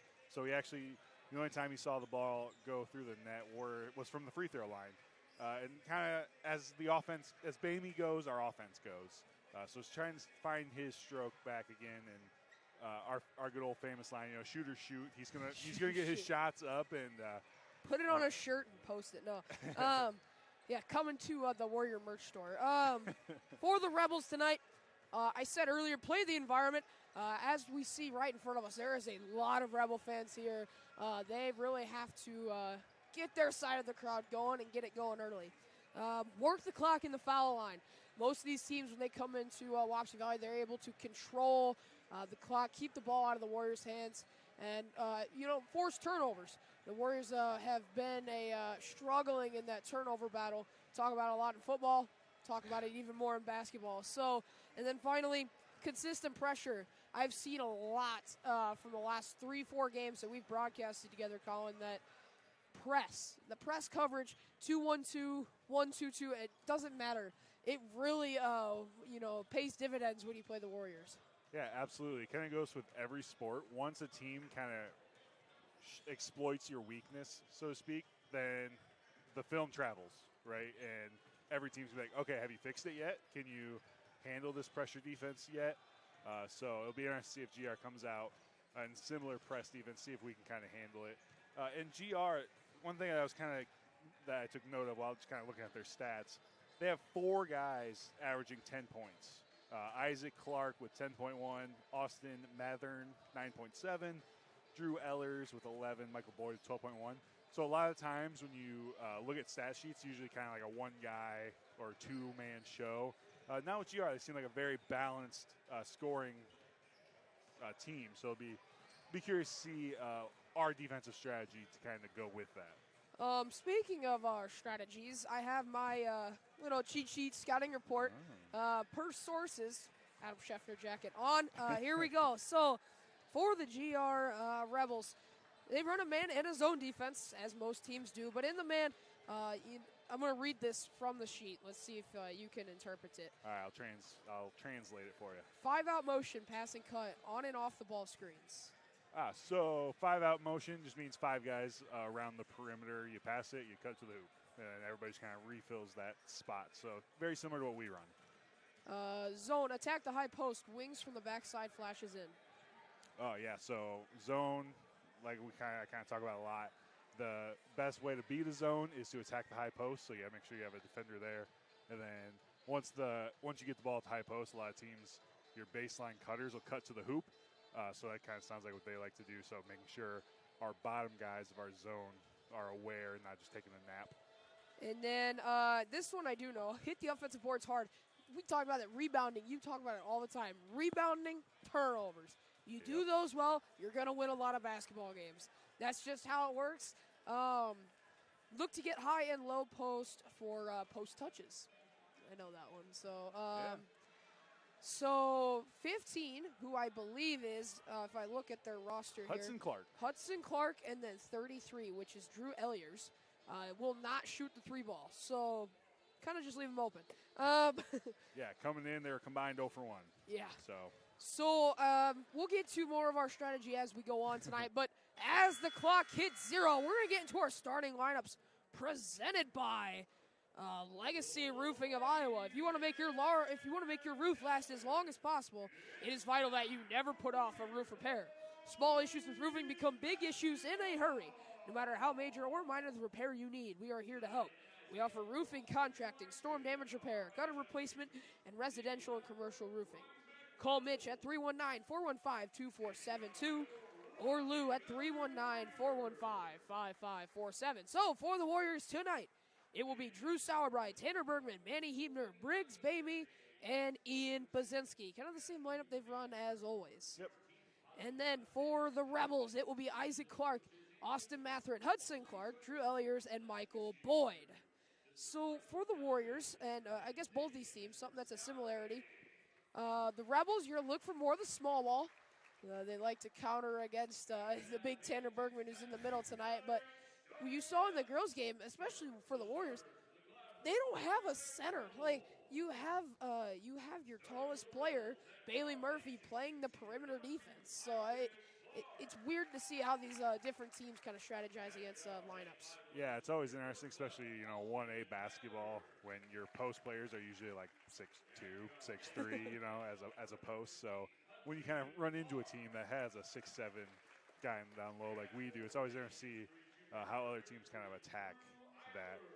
One thing I do want to note real quick with GR, they come in shooting 50% from the free throw line.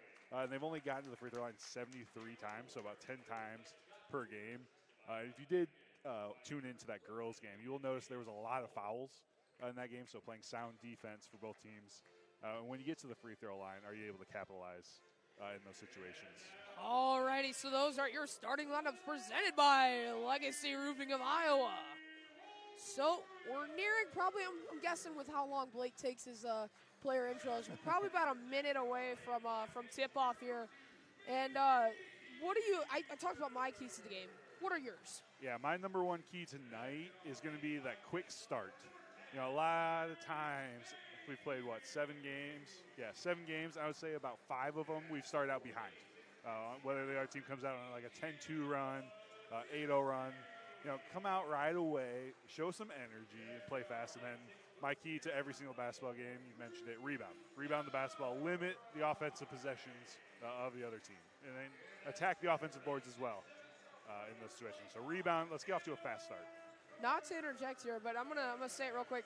We want to look back to, like you said, starting off quick, Sumner Fredericksburg. 7 threes in the first quarter, 21 points off of just 3-pointers in the first 3 minutes alone. Talk about starting fast. There you go. Yeah, let's do that. Yeah. So, for the Warriors, it will be Tanner Bergman. And for the Rebels, if I get my lineup figured Michael out. Boyd. Yeah, I got there you go. Thank you. Yeah, he's listed at 6'5". I don't know. I'm going to say 6'4". The tip, the Rebels win it. And we are off and running here tonight. Swing it out right side, back to the top of the key. Early 3 ball, no good. Bamey, he's teetering on the half-court line, and it's over and back. It's done that a few times this year. Man, that just can't. You saw assistant coach John Schutte. He was not happy. Yeah, that's not happy. Talk about turnovers a lot. You can't have lazy turnovers like that just from dribbling it up. Speaking of, we're going to get to our coaching lineups here. For the Rebels, Edward Scott Kermis is the head coach, assisted by Mike Benjen, Brian Grooms, Brett Benjen, and Dan Smolt. And then for the Warriors, head coach Marty McCowan, assisted by John Schutte, Mitchell Bavers, Jaden Keithy? Yeah. I always say that wrong. And then, there you go. Mitchell Bavers, I think I said him already, but. Yeah, he deserved it twice. Yeah. So an early 3-point play for the Rebels. Oh, my goodness. We about had 2 bad turnovers. Bamey finds Hebner on the left side, left corner. Passes it inside. Blazinski with the jump stop layup. Yeah, great play there. We kind of overload one side of the court. GR just not in help side. We're able to lob it over the top. Bazinski would have finished it strong. Another 3-ball from the Rebels, no good. This is weird. Teams have shot 2 3-pointers against us and didn't make either one. That usually the trend is they go in. Yeah. It's usually how it works, you know. Sauerbrei trying to find somebody. He'll find Bergman on the perimeter. As Colin would say, you got to get back to the paint. That is not where you were supposed to be.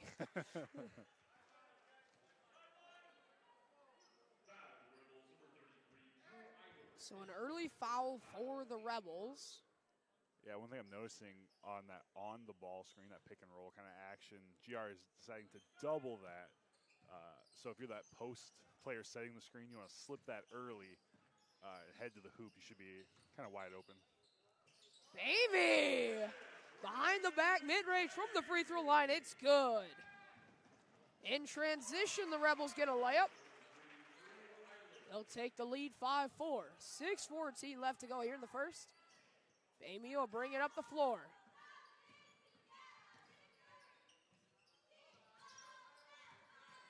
Inside Bergman, his turnaround hook shot no good.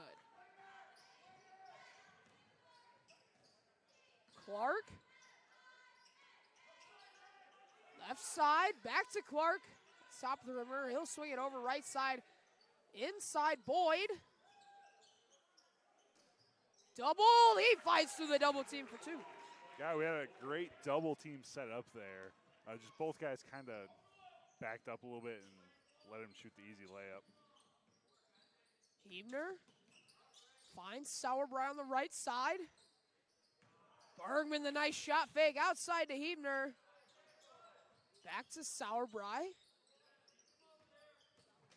12 to go on the shot clock. Finds Hebner. Inside Bergman. Kick out. Sauerbrei, his 3-ball. No good. Yeah, I like that offensive possession.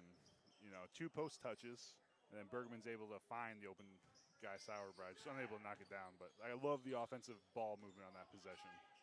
The shot will go for Matherin. 9-4. Quick start for the Rebels. Sauerbrei looks to be Molds and Hesse ready to check in.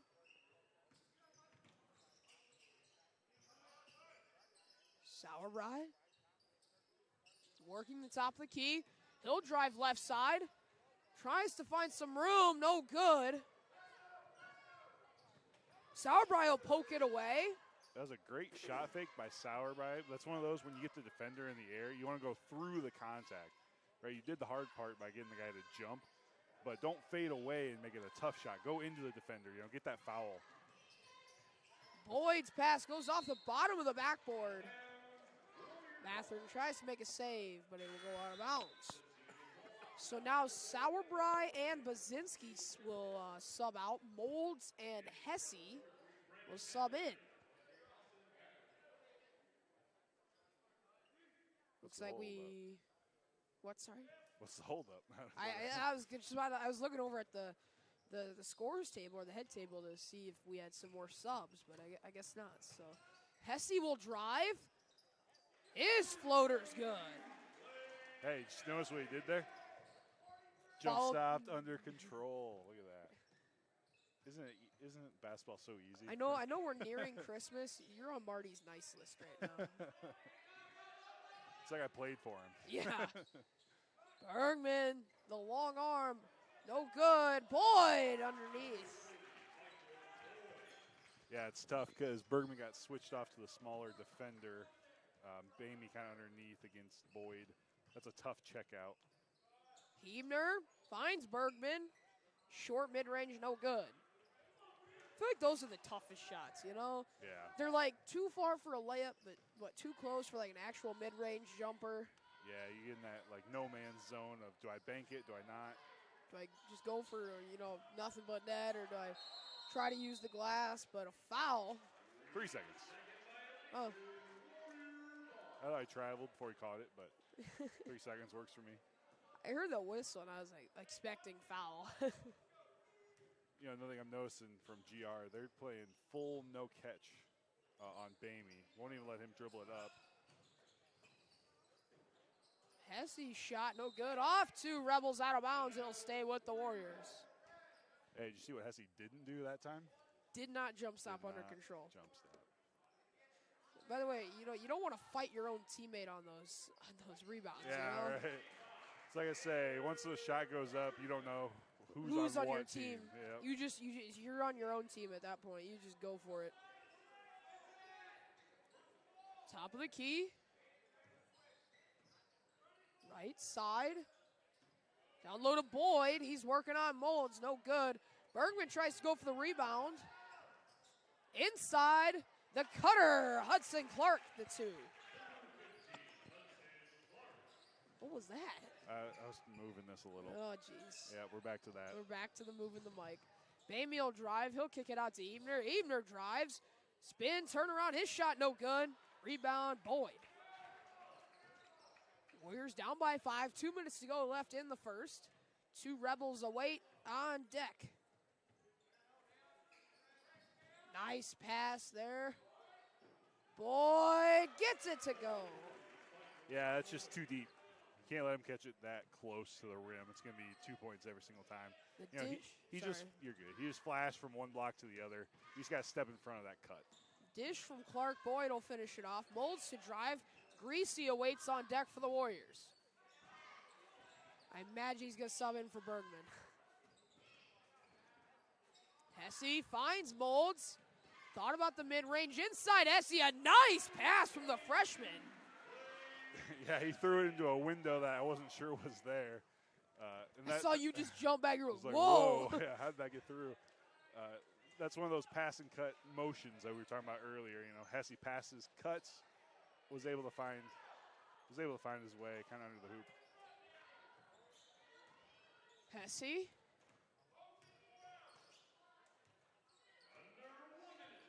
Under a minute to play. Bamey gets his pass intercepted. And a wide open lane for Clark.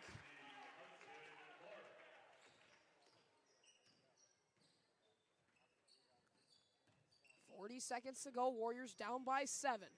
Bamey drives. He is denied. Nice block. Yeah, he stepped up really well. Sauerbrei, Greasy, Bazinski in for Bergman, Hebner, and Hesse. I kind of forgot who came in for GR, so I don't know. Some new players. I don't know them as well. Molds drives. Finds Bazinski. Wow, a nice pass. Bamey.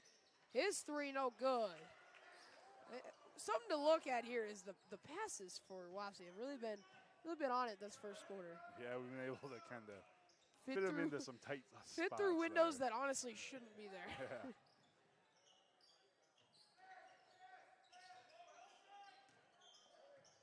5 seconds to go. Rebels holding out for last shot. The pass.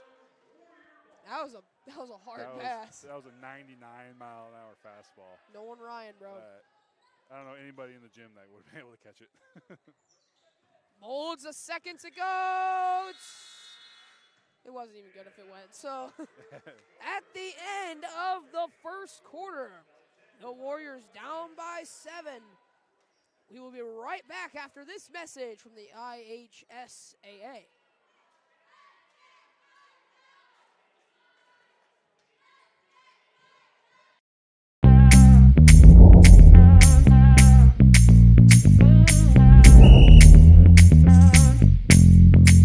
.62, Coach. 62. First out, we're doing this so that the kids can continue to play. Like we used to enjoy playing when I was in high school. I understand how fun it was, and I want that same fun to be had by the kids now. So that's why we need more officials to keep these games going on. Not how that works. All righty, welcome back. By the way, we were during the ad break there. I was talking to Colin. We had an ad here, the ad that you just saw. It labels it as all sports. So I'm like, okay, that's good for basketball season. If you didn't know, if you watched that ad, it's literally just all football. So I don't see how that works. But, hey, it is what it is. But got to get some refs out there. Yeah. So we are back here for the start of the second quarter.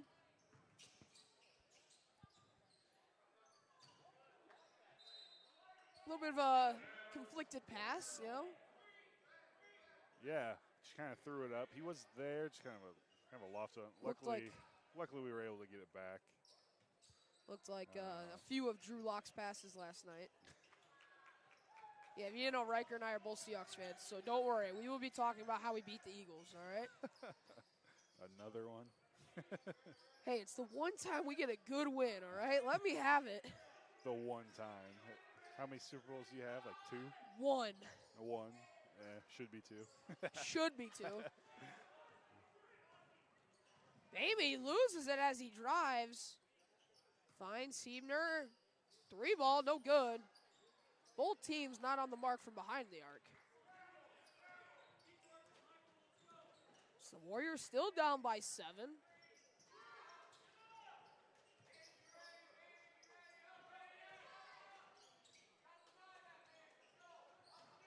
Inside, Boyd working on Bergman. He gets denied. Yeah, great defense there. Showing your hands, make him shoot over you, and remaining vertical, not coming down on that block. Hebner trying to find someone.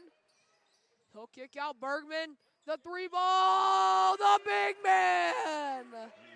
The 3. Collins having a dance party. How many does he have to make before we call him a three-point shooter? He is Stephen Curry. I absolutely Let the man be. love it. He is 75% on the year from behind the arc. This is absolutely electric. love it. It was one of those where he just caught it. It was like, oh, you're going to leave me? Okay. The Shooter, shoot. Shooter, shoot. Whoa. Sauerbrei hits the deck. Inside, dives for it again. Inside, Bergman gets the steal. That was a wild defensive possession. Yeah.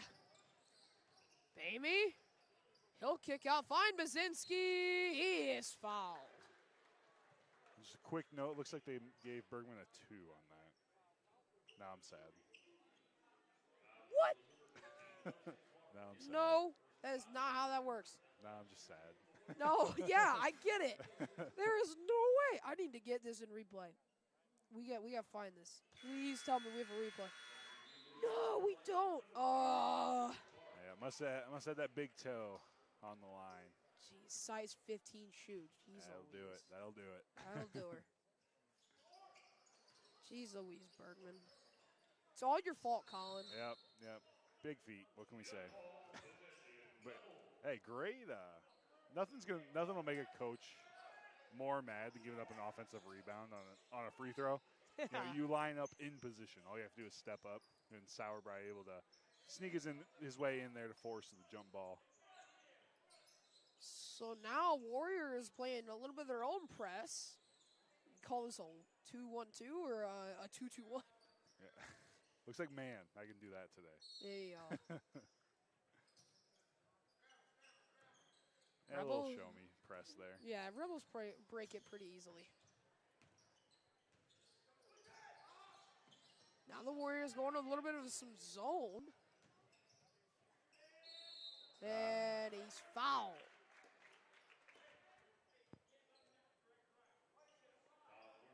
Yeah, one of those, if you're Bergman, if you're going to play behind or kind of half side a little bit, force him to a side, you can't let him get that deep to the hoop. You just kind of either got to step up in front of him, take it in your chest, or, when he shoots it, you got to keep 2 hands high. As soon as you come down, that's where they called that foul there. It was Boyd, quick 7 here to start. I guess speaking of the defense that we were talking about, you got to double the ball on dribble drives. I say that a lot. You really got to.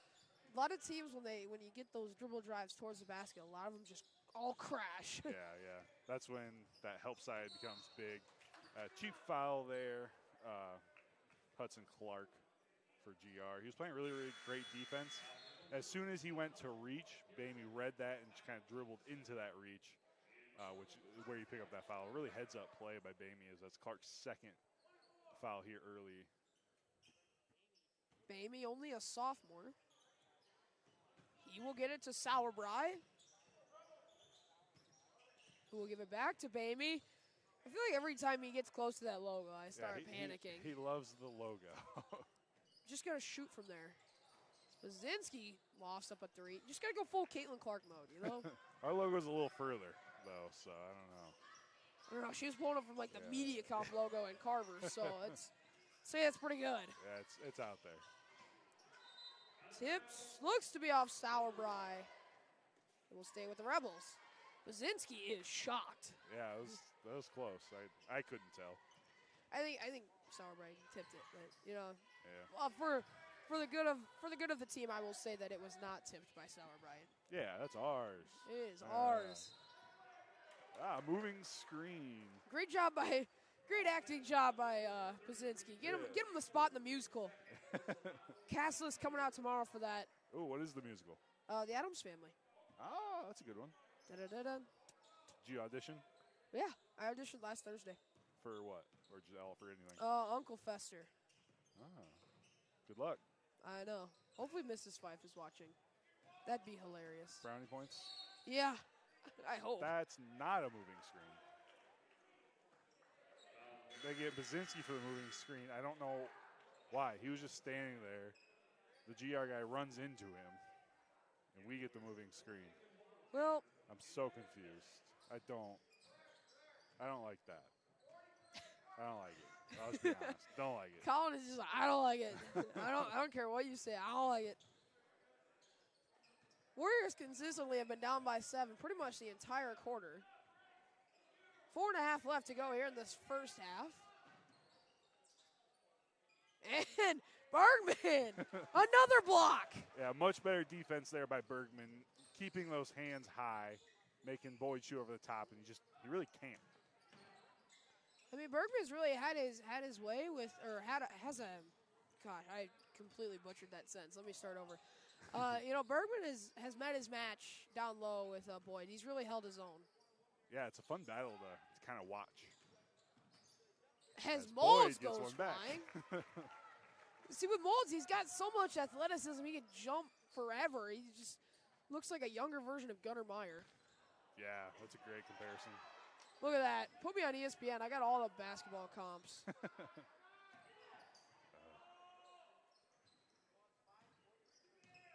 Bergman with all the hook shots. It looks like Kareem. Not quite. Almost. All right, well, that's a worse comp. Oh, my. Ooh. I don't even think he touched him. I love how we went to, that Dyke game where you could, look like the basketball from, like, the Jordan era days with the Pistons. You could punch somebody, you wouldn't even get a flagrant. And now it's like, yeah. You didn't even touch anybody. Dude. Yeah, totally different crew, which is what makes it so hard. In high school, you don't know how the game's going to be officiated. Some refs are like, I'm calling, everything. I'm going to do it consistently. And other refs are like, I don't know, whatever. I'll let this stuff go. Let's go full on WWE, bro. The big thing, though, is the consistency of it. If they are consistently calling it this way, then you That's just have, fine. You got to get to the point adapt. that you adapt to it, yeah. Oh, lazy. And Molds the bad pass. And again, the transition bucket. The second of those tonight. Hesse loses the handle. He will drive. Heidner. He will drive, jump stop, and a travel. Got a jump stop. Yep. Yeah, just no offensive flow on that possession. Just a whole lot of dribbling, a whole lot of standing. So the Warriors down by 9, 2:50 left to go here in the first half. You got number 2 on number 2.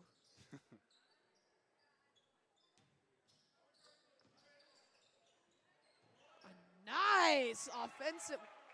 Okay. Yeah, Hesse, you just got to get there a little quicker to either A, get the charge, or B, get that steal. Don't let Boyd catch it right in front of you. Step in front of him. I saw Boyd just put it up and then immediately just absolutely fall on Hesse. Good pass. How do you see him? Great vision there by Bamey to see Bergman cut into the opposite block. Great bounce pass to get it over to him. Bergman finishing strong. He's got an early 6. The Warriors been spreading the wealth, but Yeah, 6'4" of currently in anyway. Yeah, this boy, he's got some quick feet down there. Unfortunately for him, airballed that one, but his movement as a post down there is really solid. minute 30 left to go here in the first half. Inside, Bergman gets his pass tipped away. It'll be a turnover.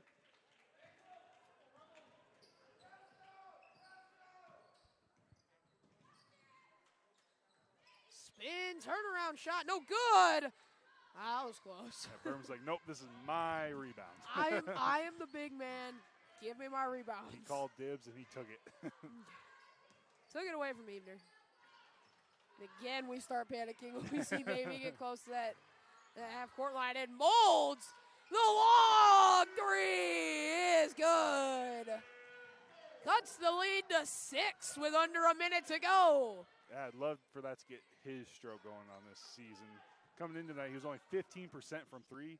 That doesn't tell the story of just how good of a shooter he is, though. Trust me, I've played some pickup games with him. He is just electric. It is impossible to guard him. Then like again, I am not a basketball player by any means, so don't take my word for it. There you go. Same play. This time, a short off the front of the rim. 25 seconds to go. Shot clock is off. The Rebels probably will hold for last shot. Yeah, just with that one, looked like Molds kind of rushed it a little bit, caught it, and kind of panicked a little.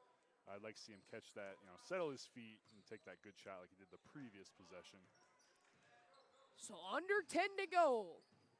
5, 3. A 3-ball. Good if it goes, but no. So that will end the first half. Our score, 25-17. The Rebels lead heading into the break.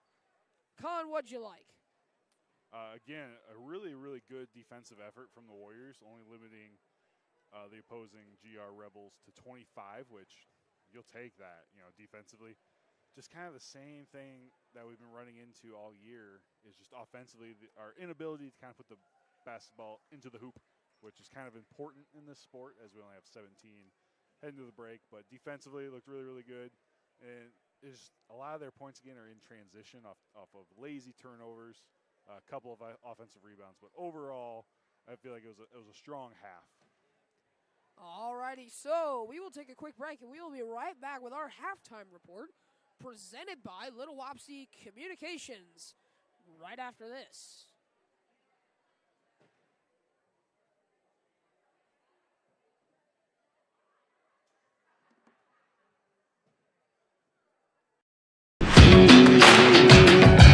Sportsmanship starts with us. As a student athlete, I need to model good behavior and represent my school appropriately. That means respecting my teammates, coaches, opponents, the officials, and fans. If I do that, so will others, and being a good sport becomes a way of life. To all of Iowa's student athletes getting ready to compete, remember, sportsmanship starts with us.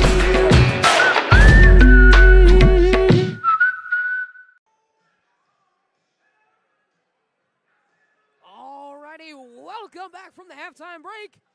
Our score, 25-17 in favor of the Rebels, and we are set to go for our halftime report presented by Little Wapsie Communications. Their state-of-the-art fiber network is complete in Fairbank, ready to serve your home or business with the fastest internet in town. For plans, pricing, and more information, call 319-279-3375. Colin, what'd you like from the first half? Sorry, I'm waiting for our halftime stats to roll in. But I like the post touches, obviously. Big post touch guys. I do have the stats. Here we go. Rebounding leader is actually have 4 guys tied with 2. Manny, Bamey, Hesse, and Bergman all pulling in 2 rebounds. You know me, I always start with the rebounds because you're a center. I like it. That's my favorite stat. What can I say? Assist Bamey leading the way with 3 for the Warriors. We were led offensively. Tanner Bergman had 6. Hesse with 4. Molds with 3. Bamey 2. and Basinski 3, for Basinski. Sorry, it's hard to math them I know, in yeah. my head. But then looking at the GR Rebels, Michael Boyd pulling down 6 rebounds there in that first half. And then Brandon Mathern and Hudson Clark each having 2. They were led offensively by Boyd with his 10. Give me a second. 4 for Clark, 3 for Mathern, and 9 for Clark. Nope, just kidding. He missed those. I don't know. I can't math that fast.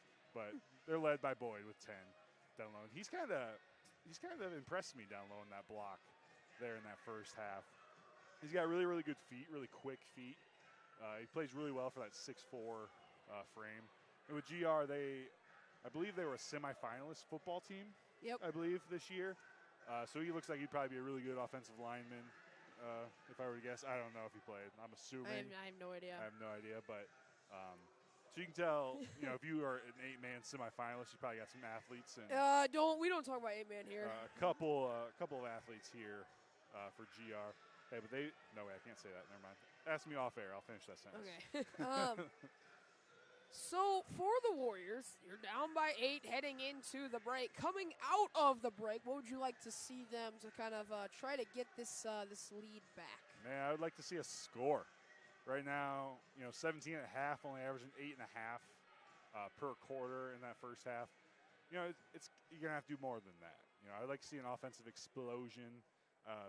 Bamey was able to see one go in that first half, but he comes in averaging 14 a game for the Warriors, and right now it's kind of struggling to find a spot. And kind of what we talked about earlier, once you get some games under your belt, the film goes around, everybody's aware of Bamey and his 31-point performance he had. Coming in tonight, he was 37% from 3. I don't know if he's taken too many there in the first half, maybe 0 for 2 or so. So get him going, and then just keep pounding the post, keep pounding the boards. Just to get the ball to go through the net, whether it be to the foul line, get yourself to the line. Did we take any free throws in the first half? Maybe a few, but maybe I don't really remember. Not too many, that's for sure. I'm not the stat guy around here. So I know I should have looked. I really segued for myself and didn't follow it up. We took 2. Basinski went 0 for 2 in that first half. So again, when it's hard to score, the easiest way is to get to the free throw line and knock in the 15-footer with nobody guarding you. When it's struggling. They may call them free throws, but they sure ain't free. Yo, they're hard. I hate free throws personally. But even looking at this, our free throw numbers this year, our leading free thrower has taken 9 on the year. Jeez. Right. As a team, we've only shot 69 free throws coming into the night. That's only 10 a game, it's only 7. No, it's 10 a game. Sorry, math. It's only 10 free throws a game, which is not a lot, to be honest. So trying to find a way that the free throw line will help in those scenarios. Alrighty, so we will be back with some second half action with our third quarter presented by Prime Capital Investment Advisors. After the break, you are watching the Warrior Watch, the Wapsie Valley Sports Network.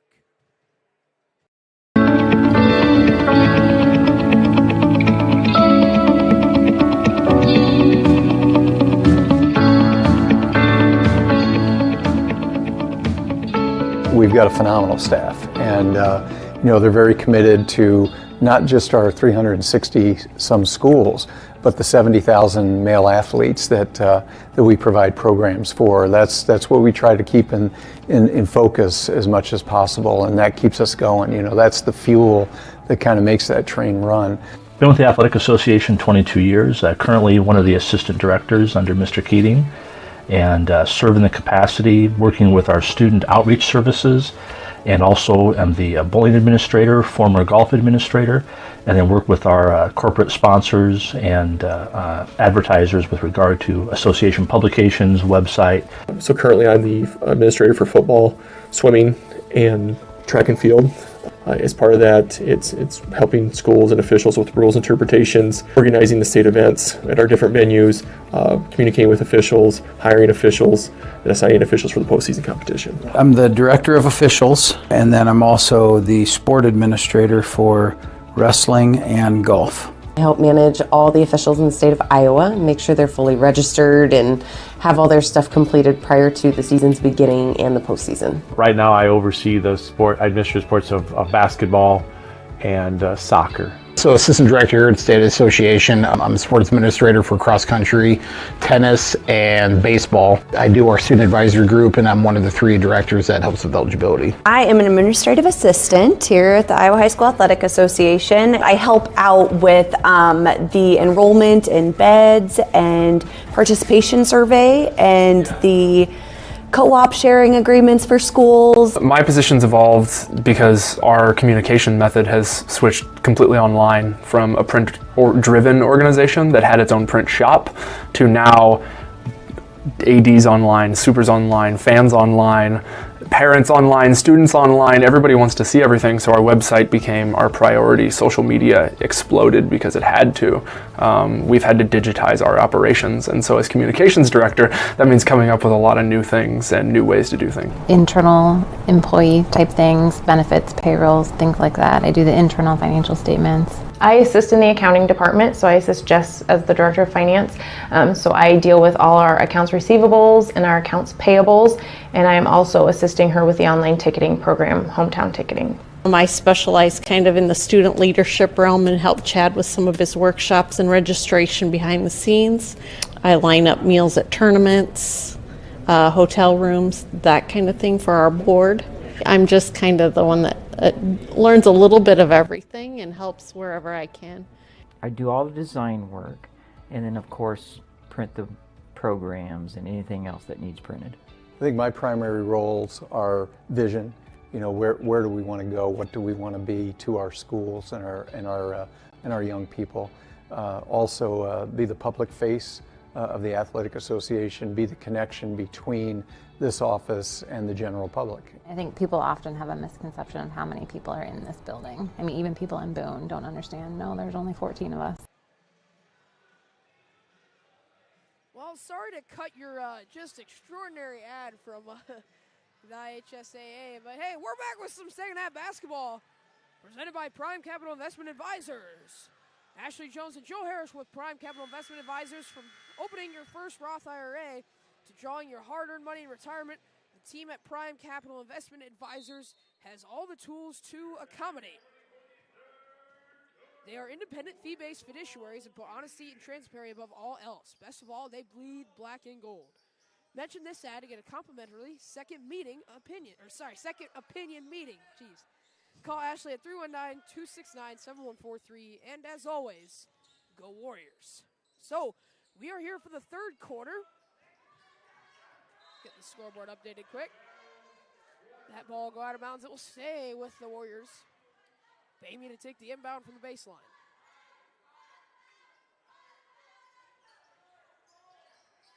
Finds Hebner open the corner. His three ball, no good.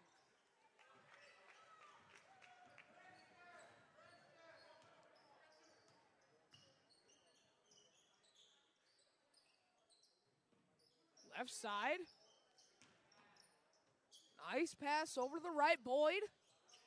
Tipped by Bergman. It will stay here.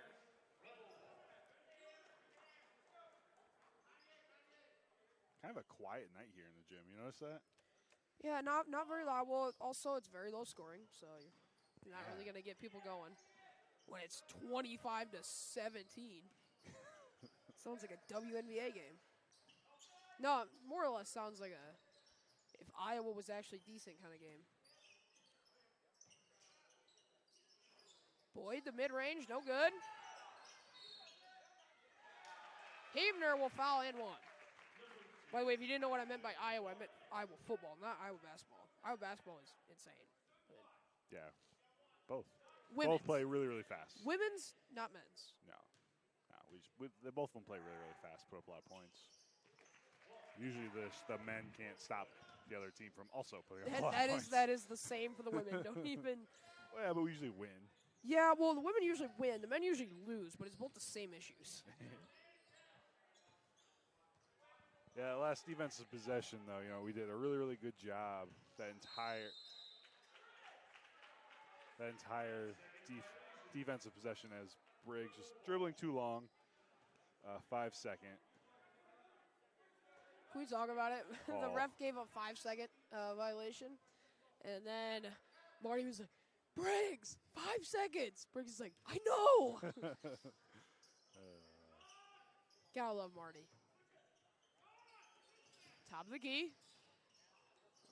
Left side corner. No good. Hebner will bring it up. I will say if GR's job was to limit Briggs Bamey's impact on this offense, they have done a great job of that so far. Yeah. It's been hard for him to find any opening whatsoever. Everywhere he goes, a GR Rebel is right there.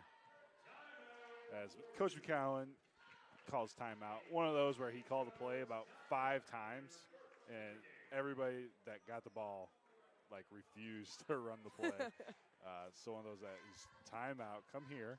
When I call a play, you do it. Point guard, come get the ball and let's run it. It's one of those frustration timeouts out of the half. As again, just offensive struggles continue early here for the Warriors.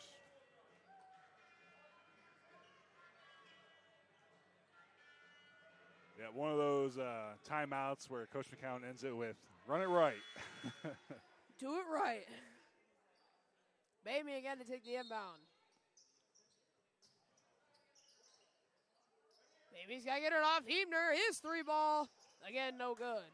From that play twice. Yeah, it's open.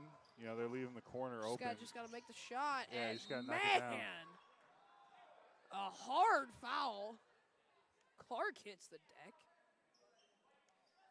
I will say, if there's one thing I need to improve on in my game, which there's probably more, there's probably a lot more, moving the breakboard to the scoreboard. I do it every time out. I put the breakboard up, whatever, so we can talk, and then I always forget to put it down until 2 seconds after we start playing again. Yeah, at least you remember. Mom's probably going crazy. Yeah. I will never discredit Riker, but if there is one thing that Blake and I go furious about, it is not changing the score. Which I have no room to talk because half the time, sometimes I'm a point or two off, but it's a lot worse when you're 20 points off. Shout out Riker, he's a great guy. Sauerbrei, his 3-ball is good. He'll knock it down, cuts the lead to 8. Transition for the Rebels, they're pushing quick, and the transition layup, Elliots. Rebels fight back. Got to get back on defense. Can't celebrate a made shot. Everybody's got to sprint back, especially when the Rebels are gonna sprint the court aggressively. Something in my scouting report, it says in all caps, run hard on missed shots. We have to get back. I am guessing that also includes made shots as Bergman knocks down a mid-range. Yeah, I love that. He catches at the low post, sees the hoops, sees Boyd kind of sagging off him, just makes the jumper right in front of him. Great defense there by Baczynski as well, forcing a rough pass into the arms of Hebner. Sauerbrei. Oh, he wants it. He thought about the 3 about 4 times. Kicks it out, Hebner. He again thought about a 3. Kick out Sauerbrei. Wanted it again. You just want to shoot or shoot, man. And again, Clark. It's 3rd interception. Looking like Julian Love out there. Another Seahawks reference. I don't even know who that is. He's a great player. You'll know him soon enough. He had 2 interceptions last night off Jalen Hurts. By the way, Seahawks big win. And one, Baczynski! He'll find his way to the line for the 3-point play.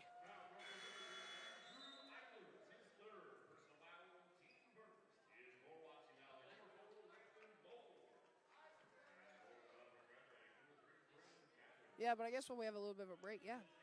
Seahawks, big win. You're a Vikings fan. You lost to the Bengals. Yep. You're like, yup. Jake Browning was dicing you up. He's dicing everybody up, to be fair. But, yeah, 7-7 again. Vikings fans, so hard. We're never great, and we're never bad. You won 3-0 against the Raiders. That's impressive. Who then put up 63 points on the Chargers. Yeah, let's talk about that. Goodness. just watching the Chargers Twitter was just awesome. They scored their first points in like absolute garbage time, and they were just like, "We have scored." Is great. Twitter was electric. Man, that's rough. That's a rough foul. We're in a great defensive position on that, and just bail out the offense. He's kind of driving in out of control, and we just kind of reach in, pick up that cheap foul. Getting back to basketball now, because that's our job, apparently. Yeah, they still pay me to be here. They pay you? No, not at all. I'm going to say. But I do enjoy doing it. Yeah. It's fun. It's fun. It's like I enjoy doing it, but I want to get paid, guys. We could use the money. Baby. His 3-ball. No good. As Mold steps out of bounds, Hebner drains it. He's like, darn. Yeah. The one time I make a 3 is when it doesn't even matter. You can see kind of the frustration on that shot from Beamy. It finally has a little bit of space in this game and shoots the 3. Just unfortunate, not able to hit anything on it. But, if you're a Warrior fan, you want to see him taking those shots with confidence. And right now, I feel like he's lacking that a little bit. Blocked again. Didn't rebound. Bergman's just standing up there, palms up. Boyd finally gets it to go. The lead is 13. Molds almost got the ball stolen away. Oh, there's a foul. Yeah, geez. thank you. Why did he do that? Well, he first went like 2 hands and then just knocked his arm up. Yeah, he was playing great defense there. He was playing great defense that entire possession, and then just decides to, I don't even know, like football punch strip attempt. Strip sack, no. So with 3:03 left in the third, our score 38-25 in favor of the Rebels. Things seem to get a little dimmer. Yeah, it's just the offensive struggles are continuing. We're making basketball harder than it has to be right now with those silly turnovers, simple mistakes. Jump stop under control. See hands and eyes before you pass it to a guy. Those silly things that I'm sure we'll iron out as the season goes on. But right now it's becoming a little frustrating for the Warrior faithful as well as for Coach McCowan over there. I mean, I've talked to, I live in Reedland, so we have a lot of Warrior fans in the town of 856 people and one old grump. But hey, I think it's just frustrating. They played probably their best game of the year up at Upper Iowa against Independence, and they still lost. And it's just been the same struggles over and over and over again with turnovers and rebounding and, just running into things that don't go your way. Yeah, one thing you'll notice about Wapsie Valley, though, we get better kind of as the season gets on. You're like our football team. I don't know how that wasn't a cylinder call, but. Greasy working underneath. He'll kick out to Hebner. The 3-ball off the front of the rim. No good. Molds the rebound. And one! Yeah, maybe that'll get the Warrior bench, the Warrior faithful up and alive, as I'm sure you made sure to get rid of the scoreboard beforehand, right? But on that, as you notice, post touch leads to Manny's open 3. He isn't able to connect. But when you get that offensive rebound, you kind of go into scramble mode a little bit, and nobody was able to pick up the checkout on Molds as he's able to convert the 2. As there you see the replay, Molds gets that rebound and just fights through the extra contact there. As now Molds will get the ball at the perimeter. He'll kick it out to Hebner. Hebner looking to kick out to Hesse. He will drive now. He looks for a shot. Is blocked. He's working left side. Finds Molds. Thought about the 3. Honestly had it. And a charge. What did he forget to do? Jump stop, under control. I should be playing out there now. I know everything. Jump stop, under control, figure it out. No. Yeah, it's one of those, it's a great drive, but there's no reason to leave your feet in that situation. You know, he kind of goes out of control. It's just an easy charge taken by Boyd. You just got to jump stop under control, you know, and find the open guy. It sounds so much easier than it is. Yeah. Open three, no good. Rebound, Boyd. His shot's good. Yeah, just too strong down low.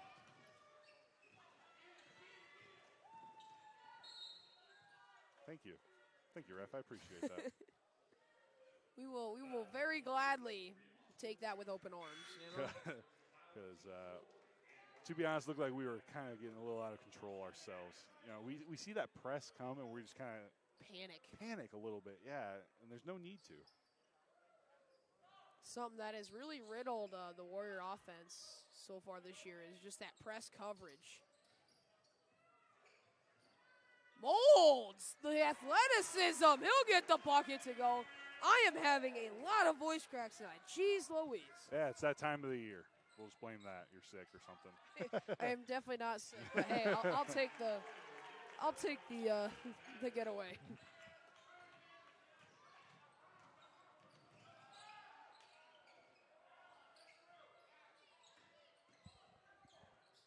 Molds his pass over. Bamey will go out of bounds. Sorry, to take a drink of water.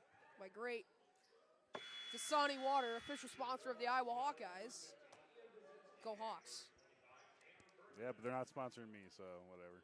Water. Water's water. We got to get sponsored by, like, Fiji Water or something. Yeah, Get let that me good, know. Get that good water. Let me know when that happens. You will be running, sprinting out here. Ooh, in and out, the toilet bowl. I'm surprised they haven't come up with like a college football bowl for that yet. That's just like right there. Yeah, it's right there. The marketing team is going crazy right now. People need to hire us for marketing. We got this figured out. Yeah.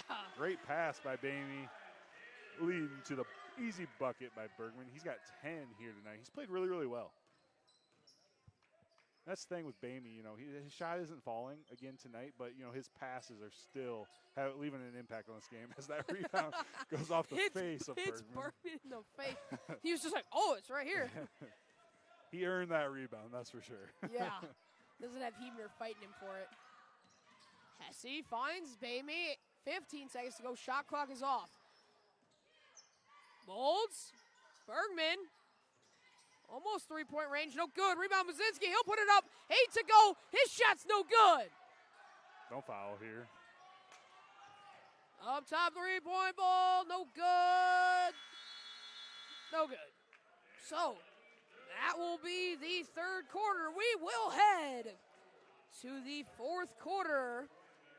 Up next, which is, if I can get my ad read sheet going, presented by Reedland Telephone Cooperative. RTC is here to provide high-quality, superior service to you, the customer, by offering great customer services and the services you want and need to work and stay connected with family and friends.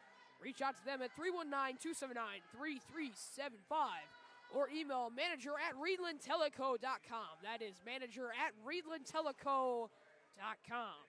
So we will take a quick break, and we'll be back with some fourth quarter action here on the Warrior Watch, the Wapsie Valley Sports Network.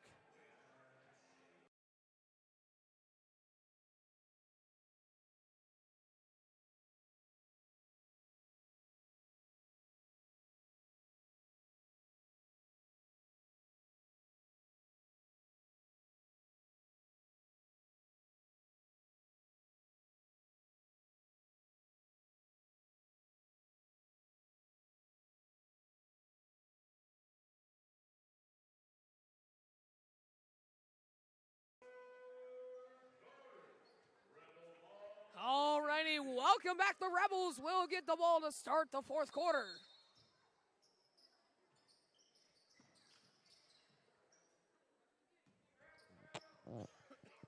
Jeez Louise, Colin.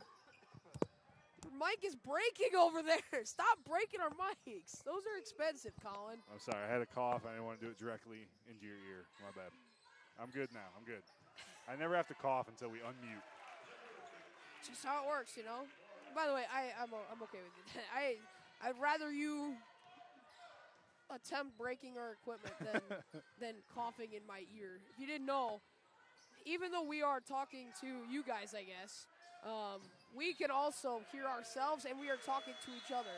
Yeah. So even during when we are on mute, we are still talking to each other through our headsets, which honestly, when you take them off after a stream, it's really weird to actually not be able to hear yourself or somebody else. So yeah, and kind of coming into tonight, like I feel like I'm losing my voice a little bit where you like can't hear yourself talking, you know. So like I was super happy about this, being able to hear myself, so I knew actually how loud I was talking.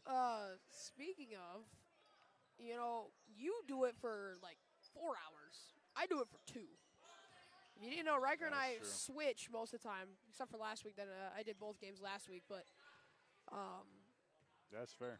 You do 2 hours. I bet it's a lot different than 4 hours. And Bergman, the long three, no good. Molds went up for it, but his shot no good. Gotta get back. Transition bucket again, the 4th tonight for the Rebels. The lead is 16.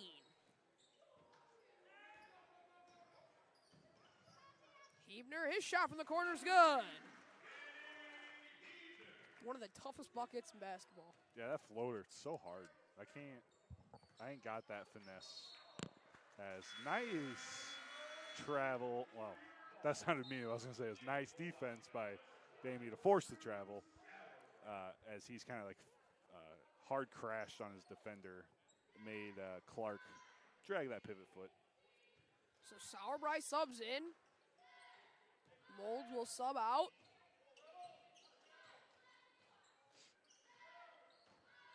Sauerbrei working the top of the key. He will go right side. He will drive. His fadeaway shot, no good.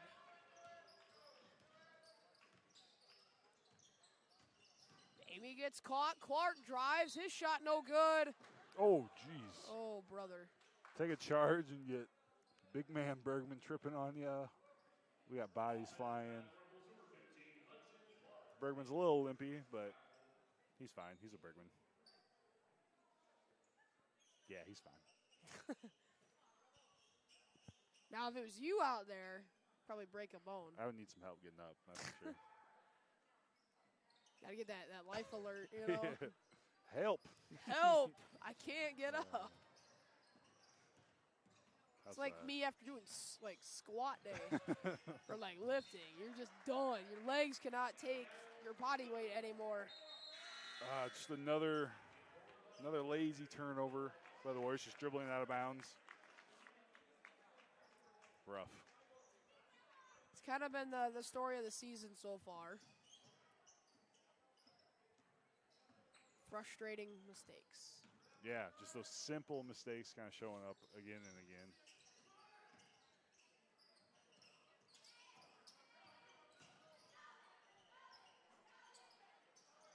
Shot no good. Rebound Hebner. Finally got his rebound. Yeah, that ball rebounded him. Yeah. It's like, here, take me. Oh, my. Yeah, smooth screen. Again, those are ones where it's partly on Baczynski, partly on the ball handler. The ball handler, you got to wait for that screen guy to get set. And if you're Baczynski, you know, he's kind of stuck out that leg a little further than he needed to, which results in that moving screen. Just another turnover. I feel like we've said that quite a bit tonight.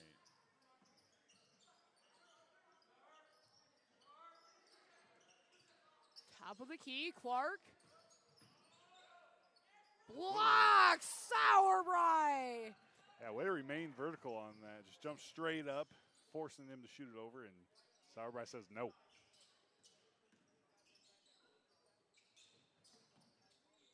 Sauerbrei looking for some help. He'll find Bergman. Jump stop. It's emphatic jump stop. That pass from Sauerbrei gets intercepted. Transition bucket's good. Yeah, just every turnover leading to a layup right now. Warriors kind of playing like they're ready for winter break a little bit, kind of slow and lagging behind.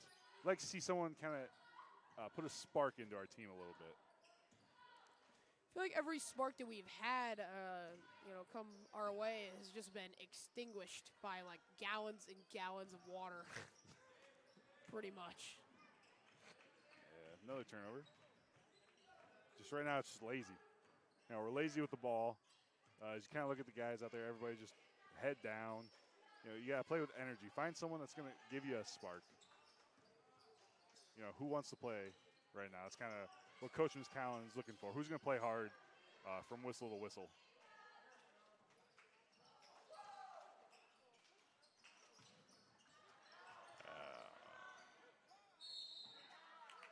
Just another offensive rebound for the Rebels, leading to the foul.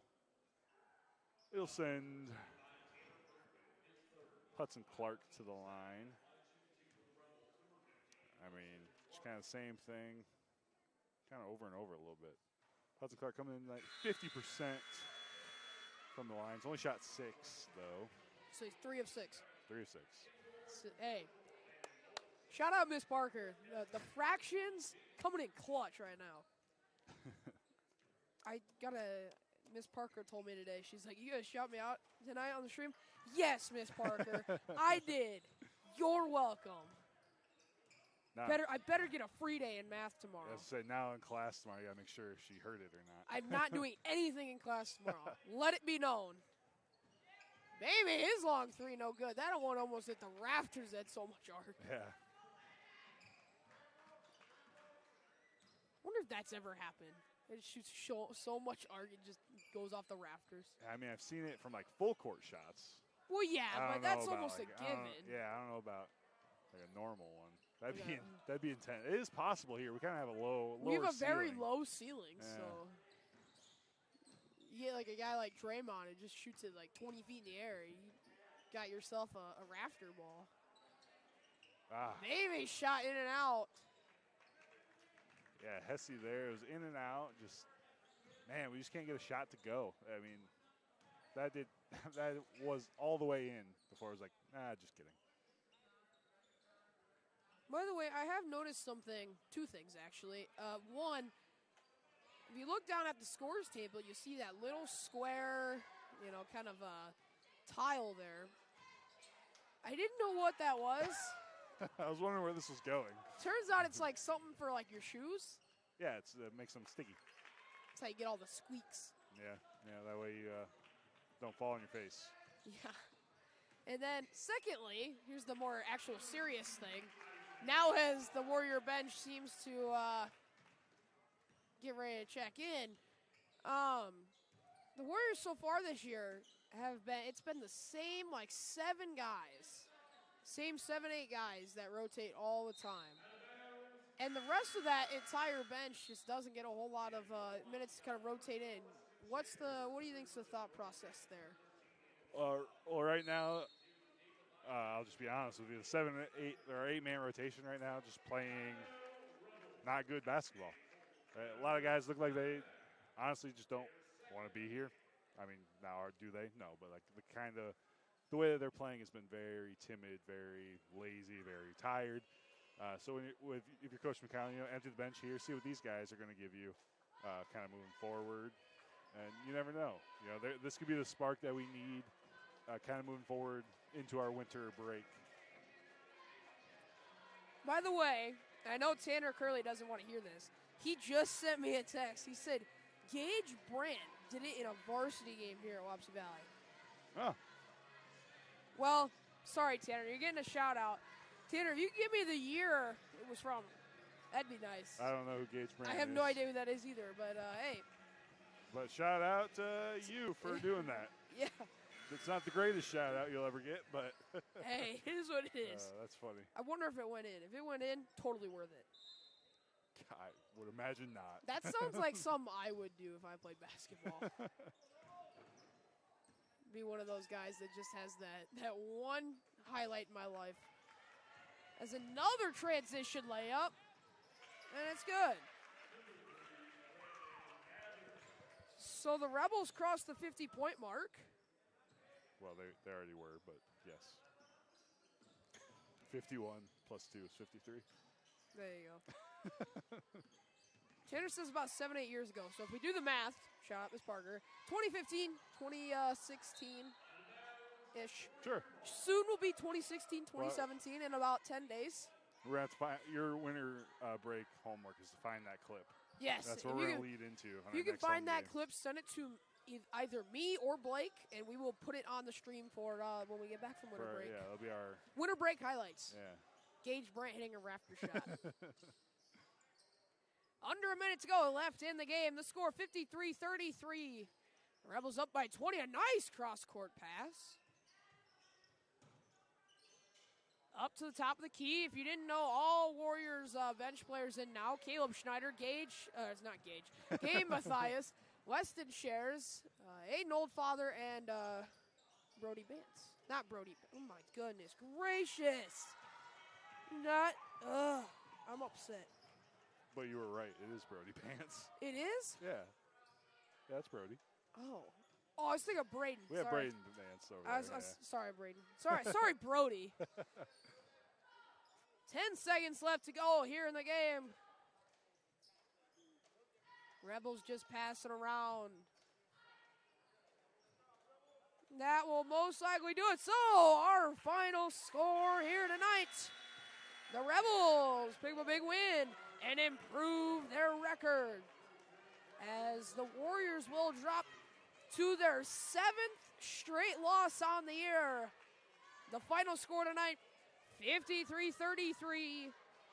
The Rebels win. So tonight, Colin, it was just all Rebels. Yeah, same kind of issues that turned their head all year so far. For the Warriors, popped up again. Turnovers and rebounding. If you want to win a basketball game, your biggest way of doing that is, win the rebounding game and winning, the turnover battle.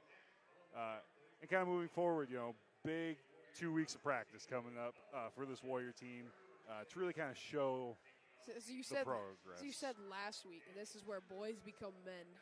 This is, especially after a game like this, these next 2 weeks are going. I am not jealous of the next 2 weeks. I am always jealous on game day, but the next 2 weeks of practice are going to be I am so glad you were fun. not playing. Yeah. Yeah, I do not want to be at those practices. Those You are can not just my see, fondest memories. I think it's just the frustration is just setting in, not only for the Warrior basketball team as a whole, but also this coaching staff. 0-2 again tonight. Both losses to GR. GR leaves tonight with a 2-0 record on the road here in Wapsie Valley. And you saw it from Kayla early in the girls' game, just the frustration setting in of, things not going their way. And again, it sets in with Marty McCowan and this coaching staff as they will head to the locker room to end the night. And it's just been a rough go at it for them. Yeah, and kind of with that girls' team, the boys' team, same mistakes, kind of both sides. As I got some stats for this game that we can kind of run through real quick. Leading rebounder tonight, Manny Hebner with 6. Molds pulling in 4. Hesse with 3. Bergman with 3. Caleb Schneider getting in the stat books with 1. Shout out Caleb Schneider. Yeah, absolutely. You're in the stat sheet. I got you. And then for the Rebels, Boyd with 12. Clark with 4. Other Clark with 3. So, again, they're winning that rebound game consistently, and that's kind of the difference in the game here tonight. They crashed the offensive boards, and when they got those boards, they went out in transition as well. I feel like the things we said that the Warriors needed to fix, they didn't fix. We talked about turnovers, a lot of transition layups for the Rebels tonight. Talked about rebounds. The Rebels absolutely controlled the boards tonight, and I think a certain level of that has to fall on Tanner Bergman. Yeah. Unfortunately for you, as you're a Bergman, but hey, I mean, it's when you're the big man down low, you're kind of responsible for those boards. But it's kind of a team effort right now. A lot of times the shot goes up, and we're just kind of turning and looking, not finding a body. And when you score 33 points, that's not going to get the job done, ever really. So kind of moving forward, obviously we got to be more efficient offensively, because when we're efficient on offense, it doesn't allow those other teams to set up those press or to kind of get out in transition like they are consistently against us. So I'd like to see that kind of fixed up. And these next 2 weeks, Coach McCowan and the rest of the staff is really going to find out what this team's made of and what improvements we can make. So I'm super excited to not go to practice, but super. I thought you looked like you were going to transition to that perfectly, and then you're like, to not go to practice. I'm like, hey, that's true. Yeah, super excited to not go to practice, but to see in January kind of what this team's made of moving forward. Alrighty, so that will be all for us here tonight. I guess moving forward, the Warriors will head into the Christmas break. We will be back with the Warriors on the next home game, I believe, is January 9th, followed by a game on January 12th here. So we will be back in the new year in 2024. That just sounds so weird Yeah, already. next year we'll be playing at home. Our next home game is next year for the Warriors. So 2024. Yeah. So I guess for all of us here at the Warrior Watch, the Wapsie Valley Sports Network, Merry Christmas, Happy New Year from all of us. Yeah, happy whatever you celebrate. Yeah. I don't judge. But I'd like to give a shout out Blake Boer, Riker Oberly, my co-host tonight, Colin Bergman, and also my grandma and grandpa. They're listening tonight. Hey, shout out to them. Two of my biggest supporters, so I thought I'd give them a shout out tonight. So for all of us here at the Warrior Watch, the Wapsie Valley Sports Network, Merry Christmas, a Happy New Year. Brett Mervin, Blake Boer, my co-host tonight, Colin Bergman, Riker Oberly. I am Zach Bavers. And until next time, go Warriors.